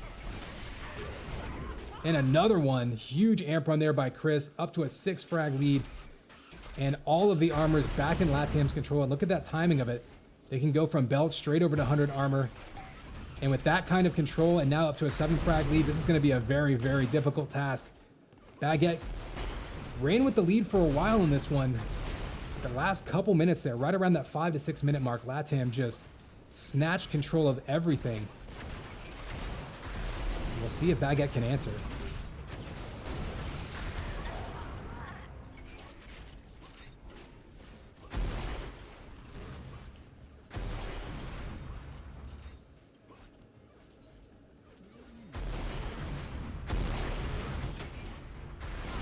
Ooh, Chris finally going down. I should say Mars denying that lift, able to get the kill. Matt answers back with a kill of his own. Back up to an 11 frag lead though. Matt with the piston, or with the, flak primary. This amp run will be huge if Matt can either put some points on the board or at the very least take some time off the clock. This could ice it for them. Up close against Mars, manages to escape. I think that's like 500 or 600 armors in a row though that have gone to LATAM. Just a crucial point in the match. I think they got 2 or 3 belts in a row, right around that, like the last third of the match. Just locked down control of the armors, much like we saw in map 1. Baguette actually had a pretty good lead for a while. Now you see the rampage by Matt. Just constantly armor on the side of LATAM. Up to a 15 frag lead just like that. Remember, this was a 2 frag lead for Baguette. What, 3 minutes ago? 4 minutes ago? And LATAM just overrunning them, taking control of the map and running away with it. So really back and forth match. This would be a really good one to look back at. Both teams doing a great job of just scrambling over map control. And then once LATAM took control, they knew exactly what to do with it. But such a tug of war up to this point.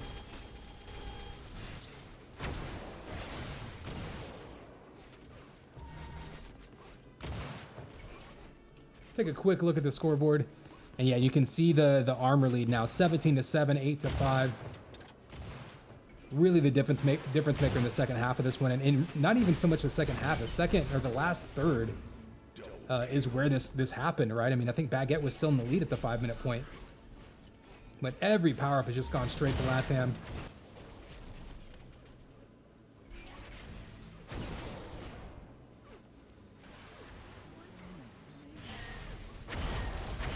So that'll be another point on the board. Again, the best of 3 2v2. TDM is worth 1 point as well. So 3 points for LATAM so far because they took both of the 4v4 maps. And we've got 2 best of 3 duels coming up. And each of those will be worth a point as well.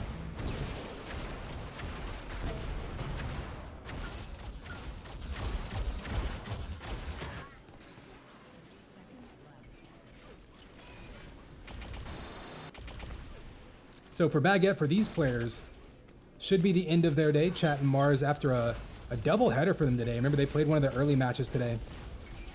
A lot of games coming in. We are just getting started here, though. Third matchup of the day for us right now, about halfway over. We've got 2 more full matchups coming up after that. So there you go. A 20 frag lead by the end by LATAM. Really turned it on in the last few minutes, but this was dead even for 10 minutes, back and forth. Baguette was clinging to a 2 to 5 frag lead for the longest time. LATAM really took control of the map, and I think they knocked them off of the timing of that 100 armor vest. They got into a rhythm where they went from belt to vest, and they won all of those fights, and they were uncontested for a while. That's really where it made a big difference. So you just see Crytek's game up there. That'll be the first dueler for LATAM. I'm going to take just a quick water break. I'll be back with you in just 1 minute. So I'll leave you on this screen. We'll wait for this server to get up and running. And we're going to jump into these duels coming up next.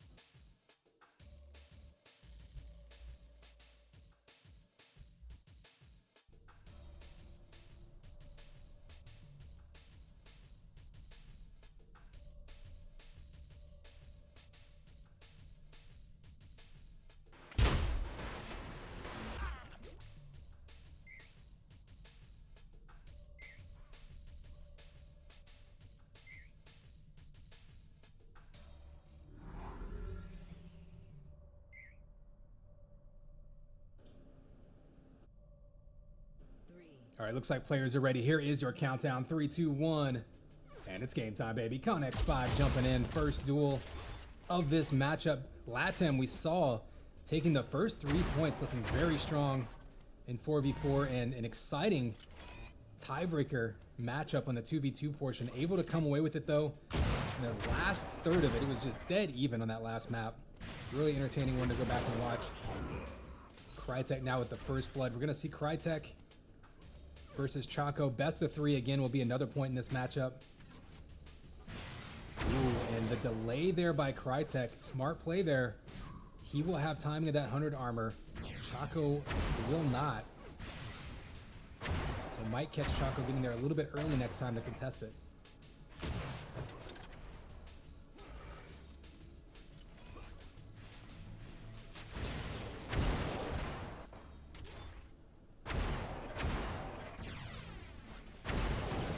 Crytek right now looking very comfortable. You see him throwing combos all around the map. Of course, Deck being one of the original maps, I mean literally in the series, right? Like, we saw Crytek there grabbing another belt. Looks like, or I should say the first belt, but looks like 100 armors were split, opening things up. So both players right now being fairly careful, maybe looking for an advantage. Maybe some big damage before fully engaging. But yeah, like I said, Deck, one of the original multiplayer maps in this series, going back to the Unreal Gold days. Certainly going to be familiar for everyone. It's been ported into every single game in the series. Basically, it's inescapable. Nice moving combo midair by Crytek, just to turn him away. There's so many interesting angles you can combo, especially from between mid and that top of the pit area. Ooh, almost catches him over the top of the crates. Huge health advantage here for Crytek. Oh, and that dissipates immediately, but hits him with the sniper in midair and falls into the goo, down to 7 HP. Somehow survives, misses the shield belt. This could be a scary moment if Chaco's able to get a couple shots on him. Chases him away, but somehow Crytek gets away clean. Got comboed off the belt, landed in the goo, hit the mid-air sniper shot to protect himself.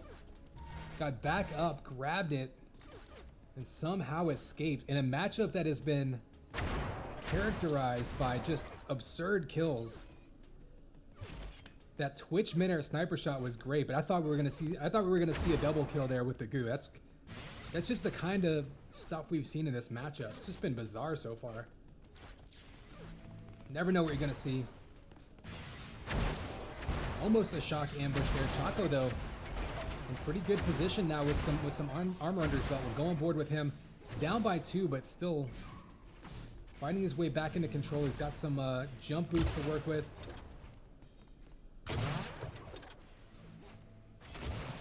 Problem right now, I think Crytek is just hitting more shots.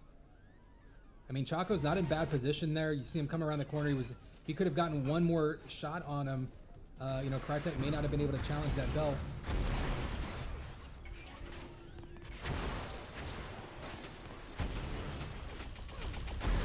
Ooh, mid-air rocket gets the kill. Looks like that might have actually splashed him off the back wall. And Crytek down to 48 HP, but just like that, back up to 118 over 100. That's smart play there, knowing exactly what the situation for both himself and the map was. It's easy to forget how many health vials there are on some of these maps. Deck in particular, right around that pit area. You got 4 around the corner, and you got the ones around the crate. If you can pick up a health bubble and then some vials, you can really turn your stack around in a matter of seconds. And then you often see people, more and more I'm seeing people scooping up the vials down by that shield belt, especially if they can get jump boots under their control. Speaking of which, we do see the belt taken by Chaco. I think that's his first belt of the game. And 100 armor, so both armors there going to Chaco. First opportunity he's really had to assert control. Crytek, though, falls down and gets the kill with the rockets. I think he just baited him into diving down on top of him. I thought he may have damaged himself with the rockets. Ooh, Crytek again goes for a little bit of a swim, able to survive it and get away, but he's going to be down to 16 HP. He's got to be careful. If Chaco has any kind of finisher weapon, he can take him out with one shot. Doesn't look like it's going to happen, so Crytek will have an opportunity to back up. Looking for the armor and vials, not going to be there.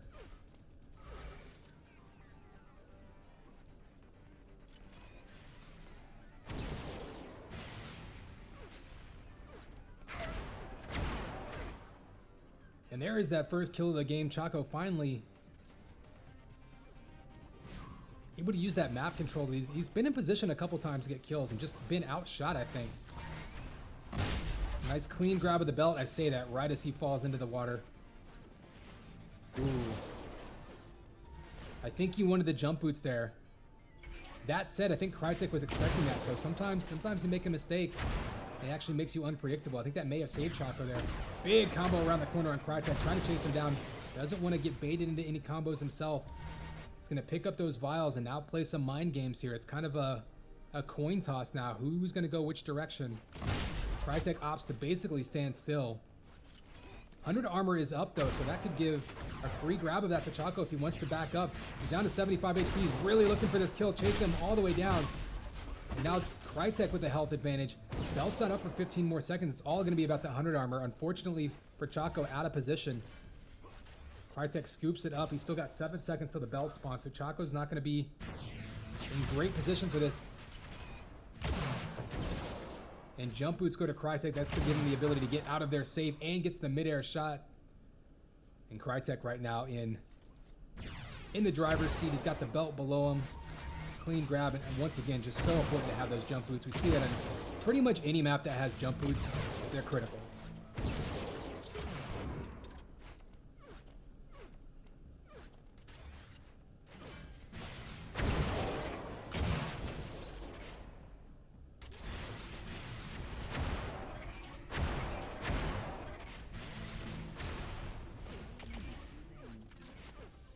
So 3-minute warning. It is 8-1. Give you a quick look at what we're seeing. Pretty even split on most of the armors. Significantly more damage output by Crytek. I think he's just been more opportunistic. Chaco's been able to challenge, especially in the second half, challenging those power-ups or the armor pickups rather a little bit better. But just hasn't been able to churn out those kills. He's been in situations where he's one shot away and Crytek escapes or manages to get the kill himself.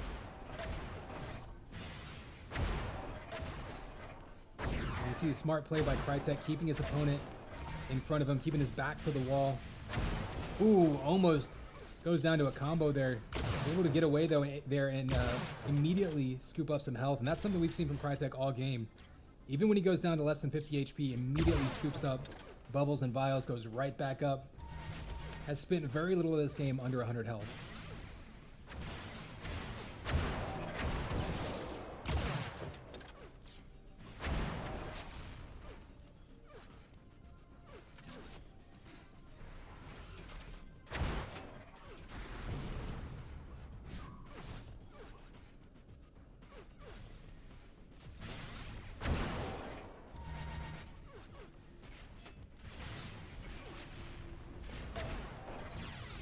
Oh, nice opportunity for a combo by Crytek. Unfortunately got body blocked by it. Chaco, fortunate to only eat a shock primary there. About a quarter of the damage of what he could have taken. But Crytek does get away, stays in position. Again, getting completely stacked up. With a minute to go, looks like Crytek at this point happy to just kind of stay alive, play defensively. Nice mid-air flak primary. And that will do it. A minute to go, up by 8. Nap one going to Crytek. Once again, this is another best of 3.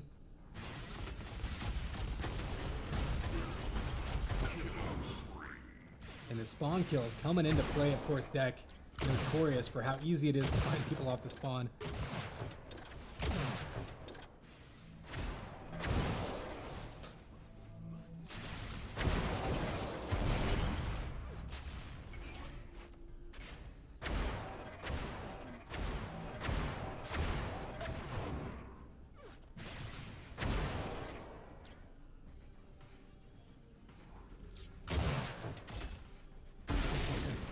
Look, Chaco looked like he might be ready to concede. There it is, with only 15 seconds left to go. Chaco had some opportunities in the middle of that one, but I mean, really, Crytek took control and just hit more shots. I mean, you can see it ended up being 6-2 belts, 9-600s. I mean, Chaco was able to fight over the pit area pretty effectively, but there was a couple of times on those shield belts we saw that mid-air sniper shot by Crytek. Really dangerous spot. He got to the belt a little early, got comboed, could have easily gone down there. Could have been a huge turning point in the match. Instead, gets that fall away flick sniper shot, falls into the drink, somehow comes out on top, gets back up to the belt, and gets back up to 100 health. And like that could have been such a big flip in the match. But instead, he comes away clean and comes away with a victory.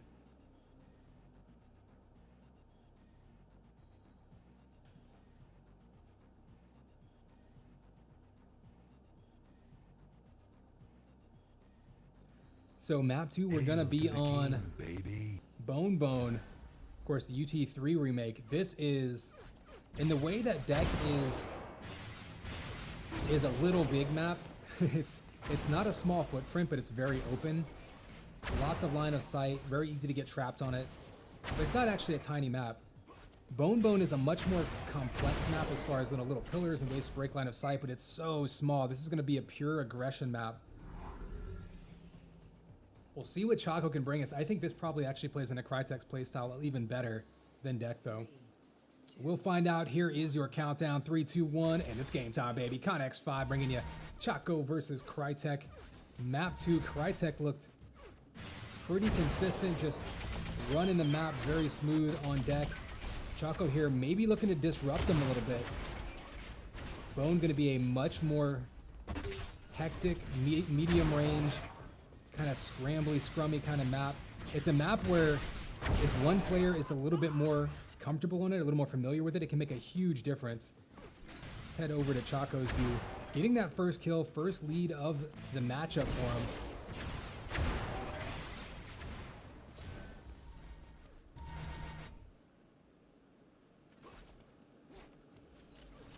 And more than anything, I think Chaco here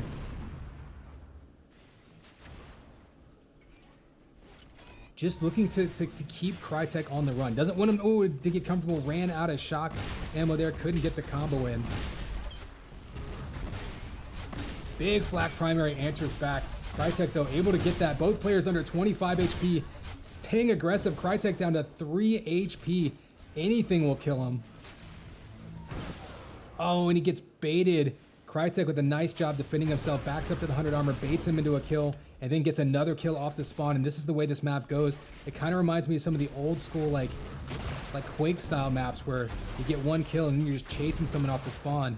The turnaround flick shot by Crytek there. Just threw it out there and it connected. Chaco answers back though with a snipe of his own. And again, both players under 50 HP.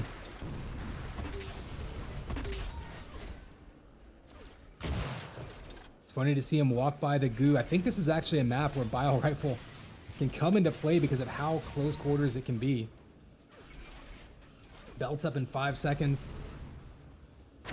Crytek, as always, keeping his crosshair pointed towards his opponent, his back to the wall. Allows him to just constantly defend himself. And that was a pretty nice grab of that belt. That's going to be very clean for him. Allows him to be aggressive, just looking for an angle, and Chaco throwing stuff out all over the place, trying to catch him around the corner. There's so many ways to ambush people on this map if you know where they're going. Big rocket, and that air rocket. Crytek pops him and drops him with the rocket launcher. And now a 2-frag lead in the opening minutes. Oh, mid-air sniper. And this is what I was talking about. Being aggressive when you get on top of your opponent on this map. You can chase him down 2 or 3 times in a row. You got to make some guesses, but oh, you can churn out kills so quickly in this map.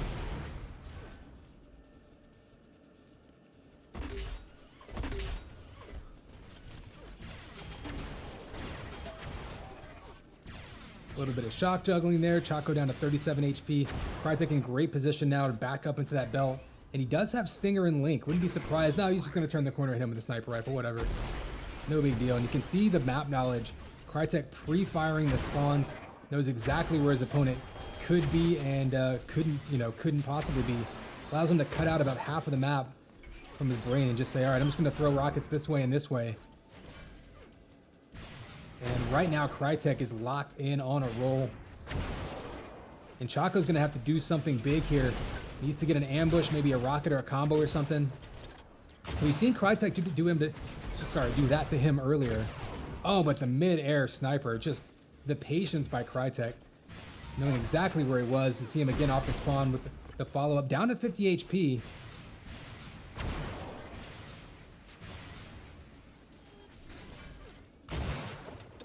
That 100 going to be huge though for Crytek. Eats a sniper, but still can stay in there and fight over this belt. Gets the kill. 37 HP, but perfect timing on that belt. Again, fundamentals coming into play.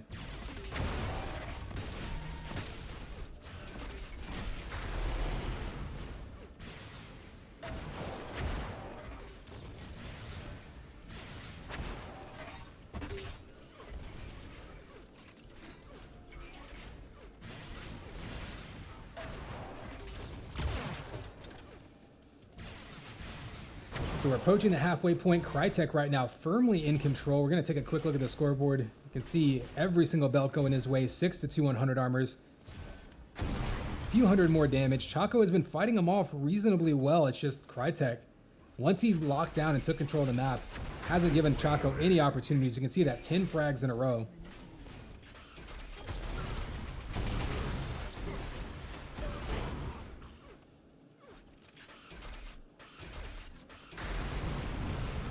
So Crytek looking strong here. You can see why LATAM is happy to have Crytek jump into the #1 dual role for them and use map for 2v2 sometimes.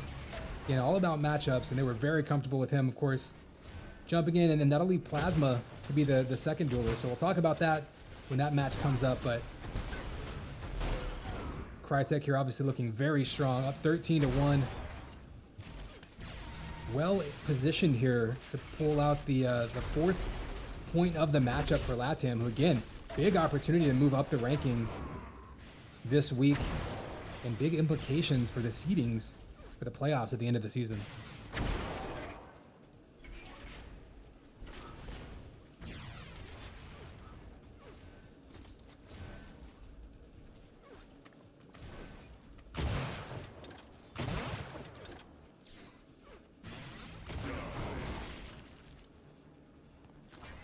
There is your dominating Crytek, just not slowing down. And this is one of those maps. I mean, this isn't a map where you can play super defensive, where you just take control and run around the map and run timeout. It's just such an aggressive, such a tiny area to fight in. Like, there's no slowing down. Nice wall dodge in midair. You definitely see Crytek very, very comfortable with this map.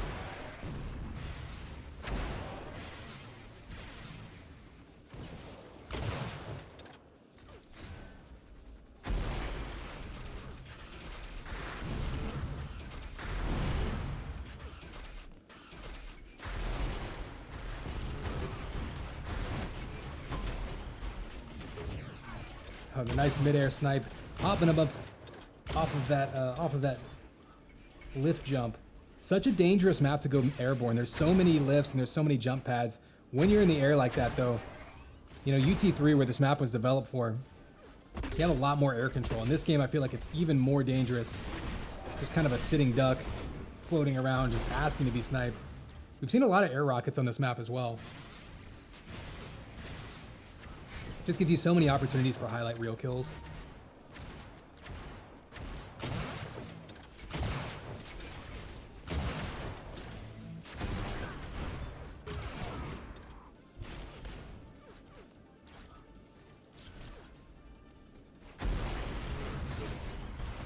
Ooh, a little bit of pancake damage there, stomping on the head.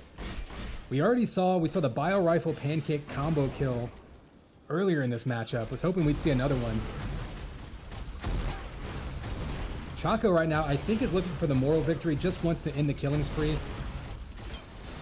Enforcer just not landing. There's the unstoppable. So Chaco right now, unfortunately, gave up the belt there. Again, I think he's just going for the killing spree killer. I think he just wants to end the spree. Unfortunately for him, Crytek is back up to 145 armor. Gonna be very comfortable with him charging after him like that.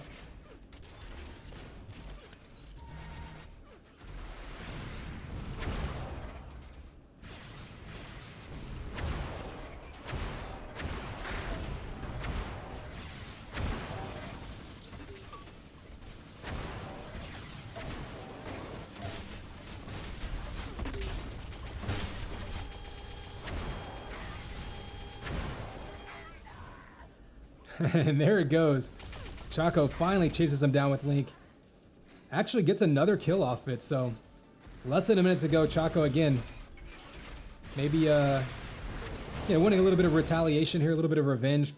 3 quick kills right off the bat, and that's kind of what we see in this map, right? That's what we've seen Crytek do. And there that Link comes out to play. Such a difficult map to escape that Link on. Every fight you get in is going to be close to medium range. Oh, and he sneaks in behind him. Could have gotten another kill there. Crytek escapes down to a 16 frag lead and almost a killing spree of his own to close this one out, but Crytek's still going to come out on top and earn another point for LATAM.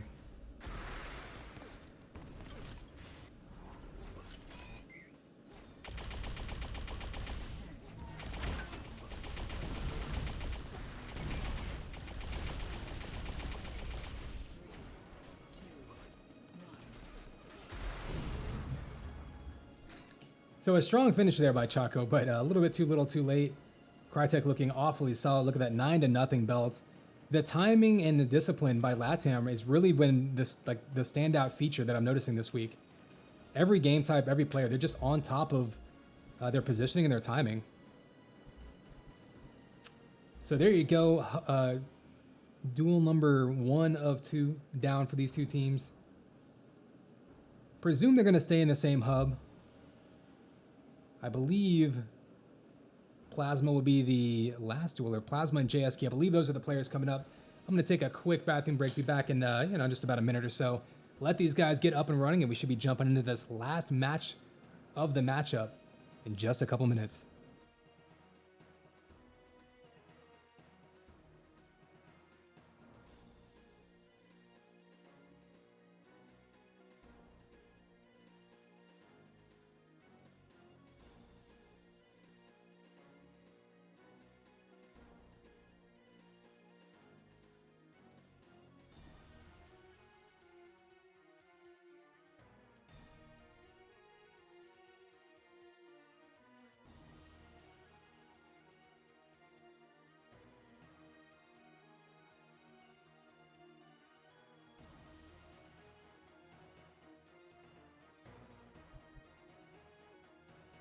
All right, looks like server is up. Plasma versus JSK. To close out this first matchup of my cast, the third matchup of the day, of course. Remember, we do have a long day today. So 2 more matchups coming up after this one. Hail to the king, baby.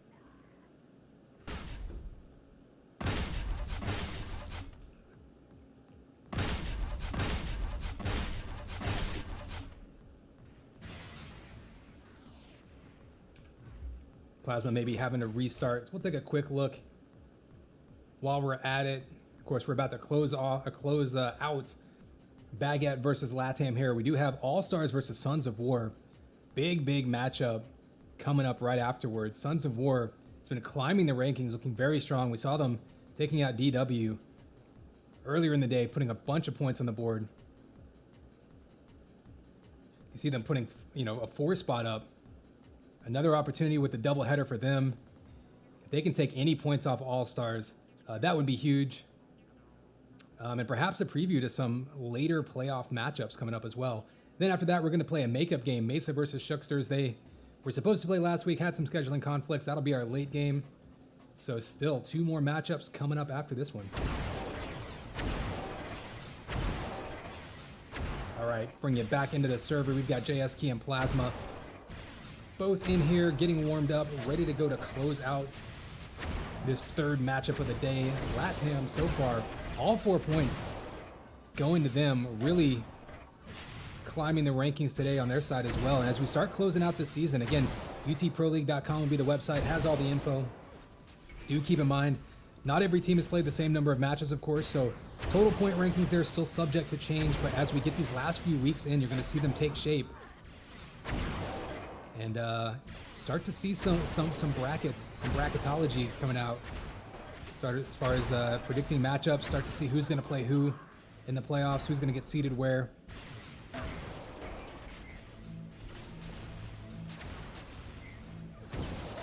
All right, looks like both players are ready, and here we go.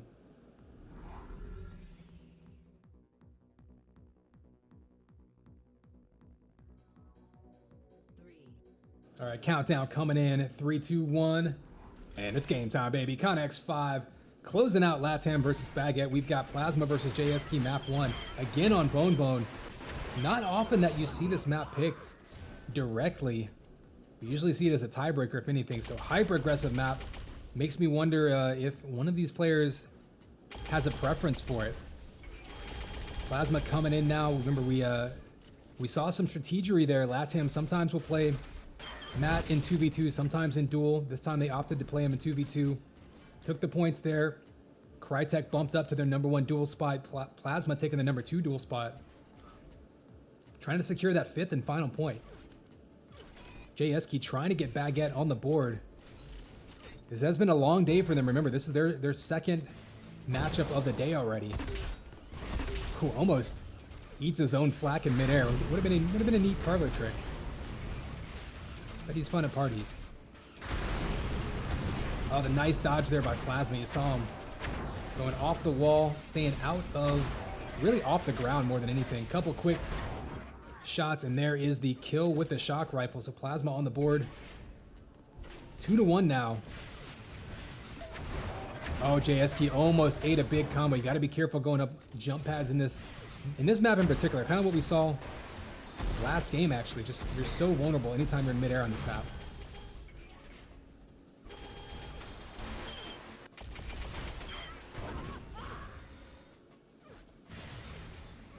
Ooh, looking for the spawn kill. Plasma right now looking like he's very comfortable in this map. The falling headshot gives him a killing spree. And this is looking like a carbon copy of the last map so far. We saw Crytek go down early, take control of the map back, and just go on a tear the rest of the game. JSK right now is going to have an uphill climb, but they hit a couple of shots and knock him off of this belt. That could be huge. So Plasma grabs the belt, but does take some damage in the process. So only 85 armor. Oh, and the ambush sniper shot misses. I think JSK looking to try to keep him at a distance and poke him down a little bit. Unfortunately, not the easiest map to do that on.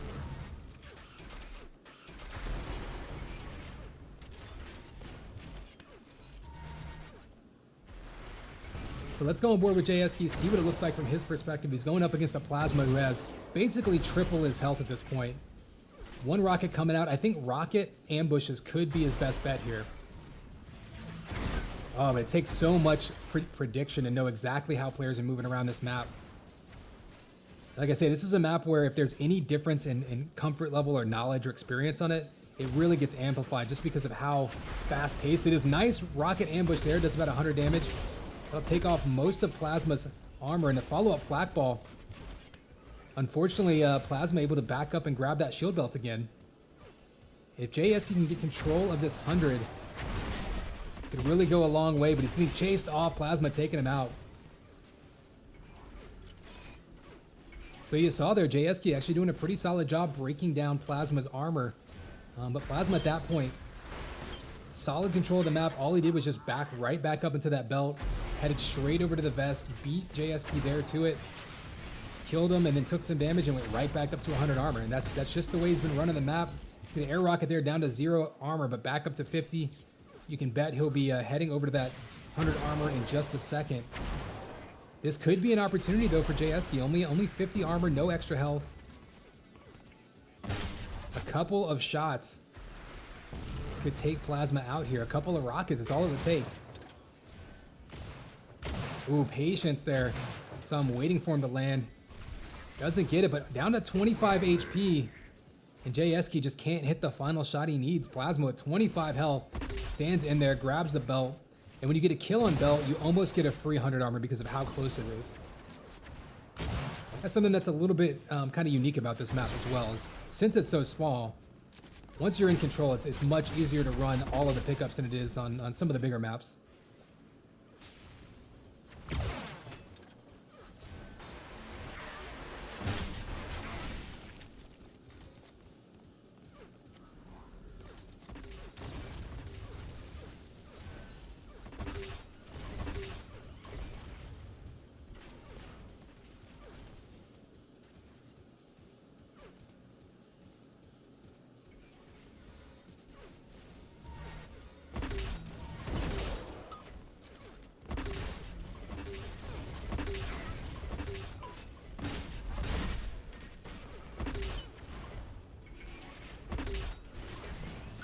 Another belt, and exactly what we saw from Crytek. That's what we're seeing from Plasma. Again, it looks almost like a carbon copy. JSK, though, does catch him in a combo, so a big opportunity now for JSK. See if he can assert some amount of control. We can see 12 armors to 1 if you add up the belts and the vests. Oh, and the mid-air bio rifle by Plasma erases him.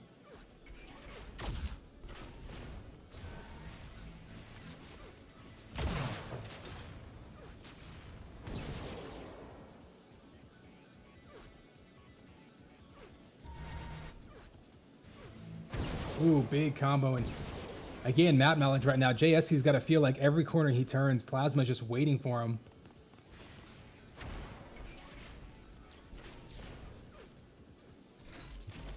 So you can see what he was doing there, waiting for the 50, was trying to be quiet, got himself a 50 armor and a shock rifle. Not a bad little exchange there.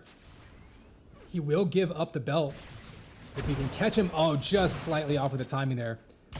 Don't hate the idea. I mean, if you could catch him with some damage. I think JSK, though, now is just just inside his own head a little bit, not able to connect. But look at that damage. I mean, JSK only 50 less damage than Plasma, so it's not like he hasn't been hitting shots.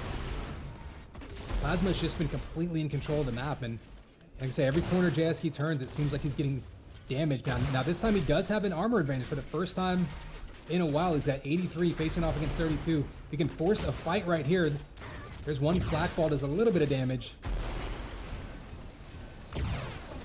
You see JSK chasing him down with the bio rifle, trying to make something happen. Does he have timing of the belt, though? Because shield belt's going to spawn any second. He checks the 50. Oh, and he didn't time it. And so that's, again, you're fighting so hard to try to regain control of the map, try to catch your opponent off guard. Completely lost control of that belt. If he had known it was spawning, he probably would have known Plasma was going for it and caught him. Instead, checks the 50. Plasma goes belt, gets a free 150 armor, and right back in control.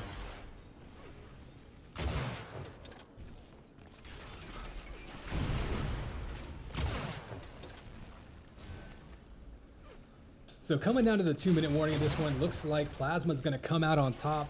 Looks pretty comfortable right now.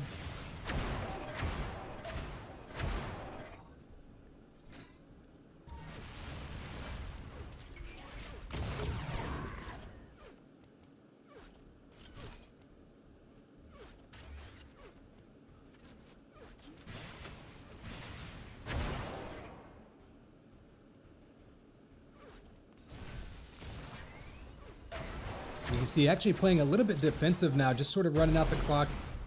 Up by 11 with 2 minutes to go. I honestly wouldn't say anything's impossible on a map of this size. It's just so small. You can crank out so many kills on it, but Plasma here playing it smart, staying alive, just burning clock.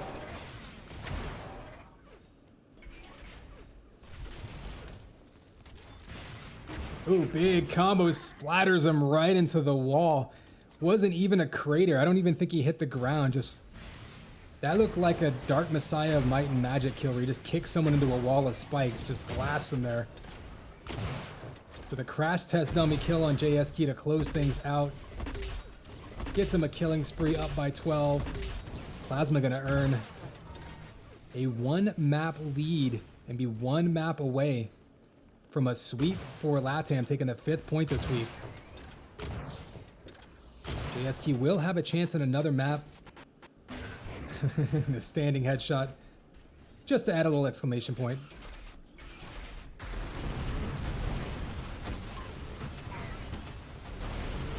But both LATAM players now looking very comfortable on this map. I don't know if this is going to be a sneaky map pick for them in duel.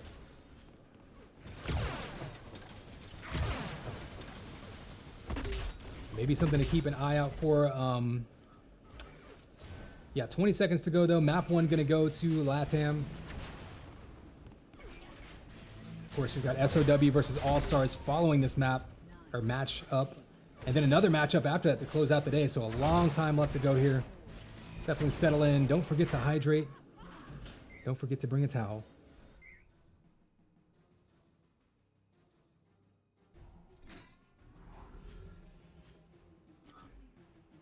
All right, so there you go. Map 1 going to go to Plasma. Another LATAM win on DM Bone. Not a single shield belt picked up by JSK. So if it gives you any idea of really how in control Plasma was, damage difference not that big. It was pretty much even the whole game. But when your opponent has 100 plus armor pretty much the entire time, it's going to be very difficult to face off against them. So map 2 coming up next. 1 map advantage for Plasma. We will see what we're playing.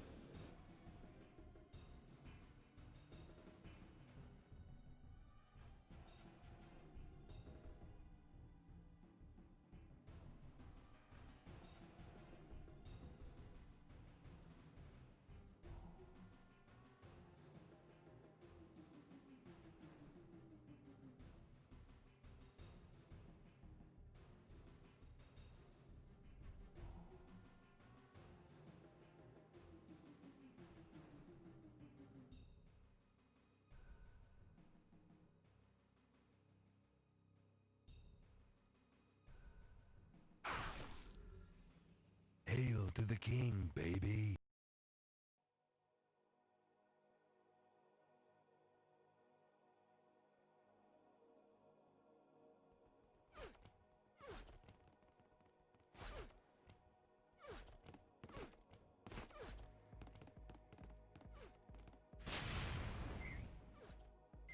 All right, we are on DM Deep. This is another kind of weird one. This is a map very unique, something we often see in tiebreakers.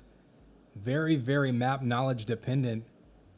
Not unlike Bone, much more complex, a bigger map. Here is your countdown, 3, 2, 1.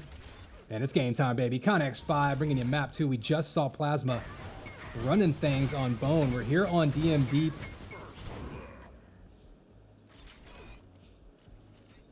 And first blood goes to JSK. We're going to see what he does off of that. Only 10 HP. He gets to those mid health bubbles. Such a scary move to try to run to those bubbles. You can see in your map there. Just waiting on that 100 armor. Eats a rocket. Plasma with the kill. We'll go back over to Plasma's perspective. And another one right off the bat. You got to feel like that's a bit demoralizing. JSK takes the first kill, gets over to the 100 armor, but they're a little early. Single rocket just flattens him. And just like that, early lead for Plasma. Belt's going to be up in 5 seconds. Now, this is a map where you can't as easily control Belt and 100 armor vest, so it's entirely possible that we'll see those get split up a bit, where someone will concede one to grab the other. Maybe whoever's not in control will go back and grab that 100. Being very heavily delayed though. JSK opting to try to push towards that Belt, but doesn't back up and grab the 100, so a bit of a miscue there. Instead ends up with 0 armors. Down to 30 HP in mid, trying to break down that armor stack that Plasma has, but still 85 left for him. And Plasma at this point can go on the hunt and just look to finish off that kill. Only needs one more shot and he jumps right in his face. And there it is. So kind of a gift there by JSK, giving Plasma super easy shot to finish him off. Kind of a little bit out of position.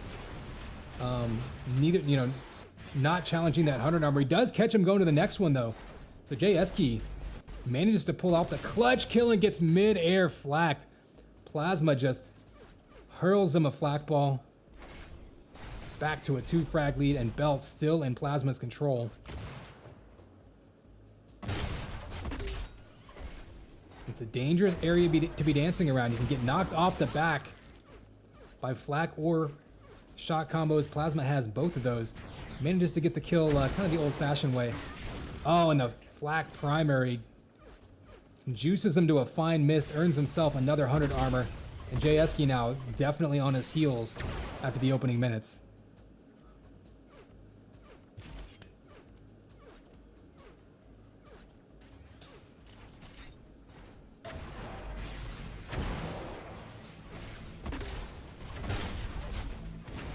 JSK with a nice fadeaway combo there. That's what I think he's going to need.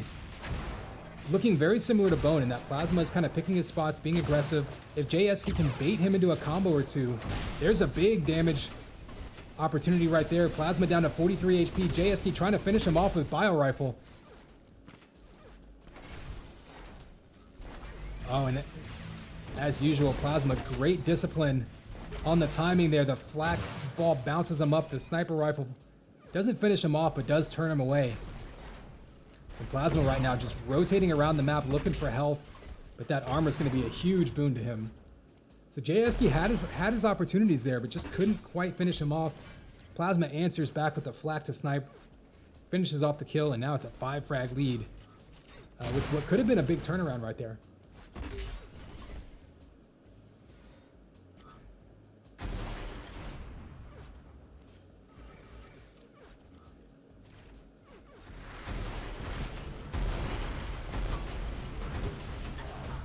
Close range rockets. Oh, JSK gets bounced into the wall, takes himself out.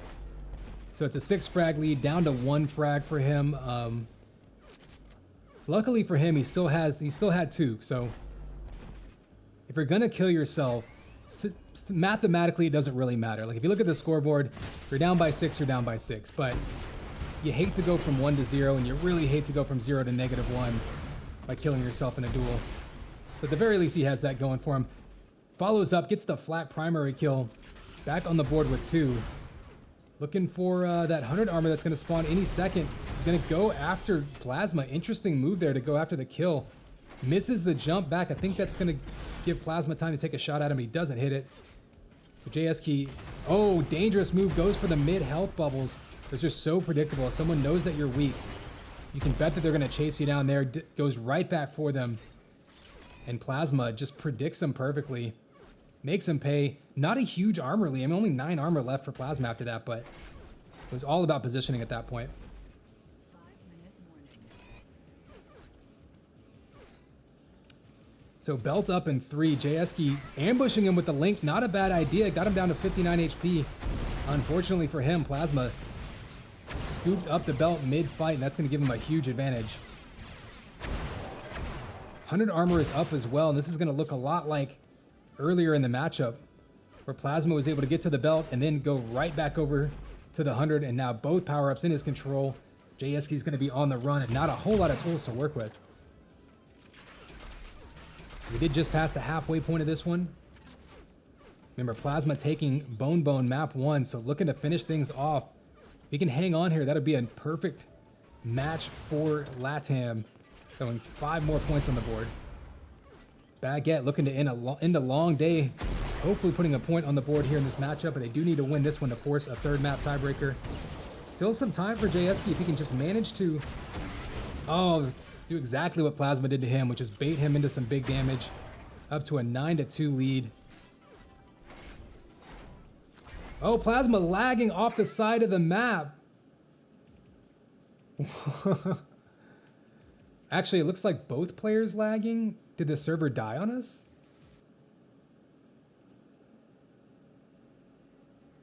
Did I die on us? Is this real life?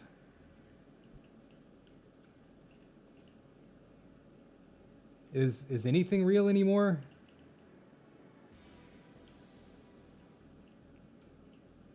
Huh.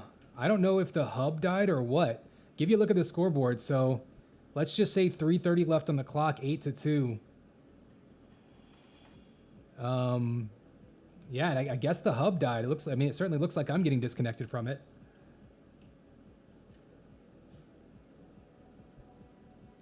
3 minutes remain. So I'm gonna go ahead and disconnect, and we'll see what's going on there. They might just decide to GG that one. I mean, it was relatively one-sided, but there was still a few minutes left, so I don't know. I think they were on GCP East, right?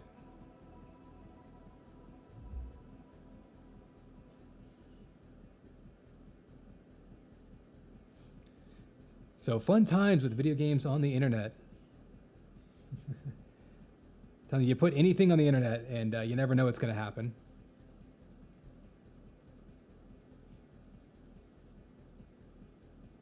So we got JS Key back in the hub. Not sure what the situation's going to be on that one.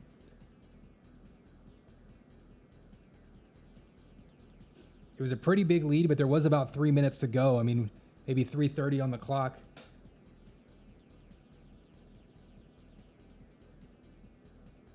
Yeah, I'm not sure if they're going to just like play the last few minutes here for us, or maybe call GG. I mean, they can kind of do whatever they want. Well, I'm not the admin. They can talk to the admin and figure it out. We'll see what happens there. So a bit unfortunate. It's funny because the server is still up. I'm not sure what exactly happened there. So we're having some fun with internets at this point.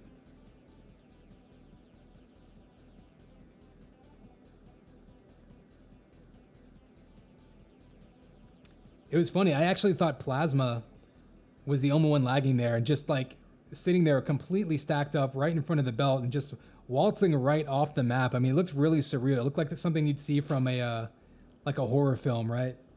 Or perhaps Naked Gun. Grabs the armor and he's like, "I must kill the queen," and just walks right off the edge.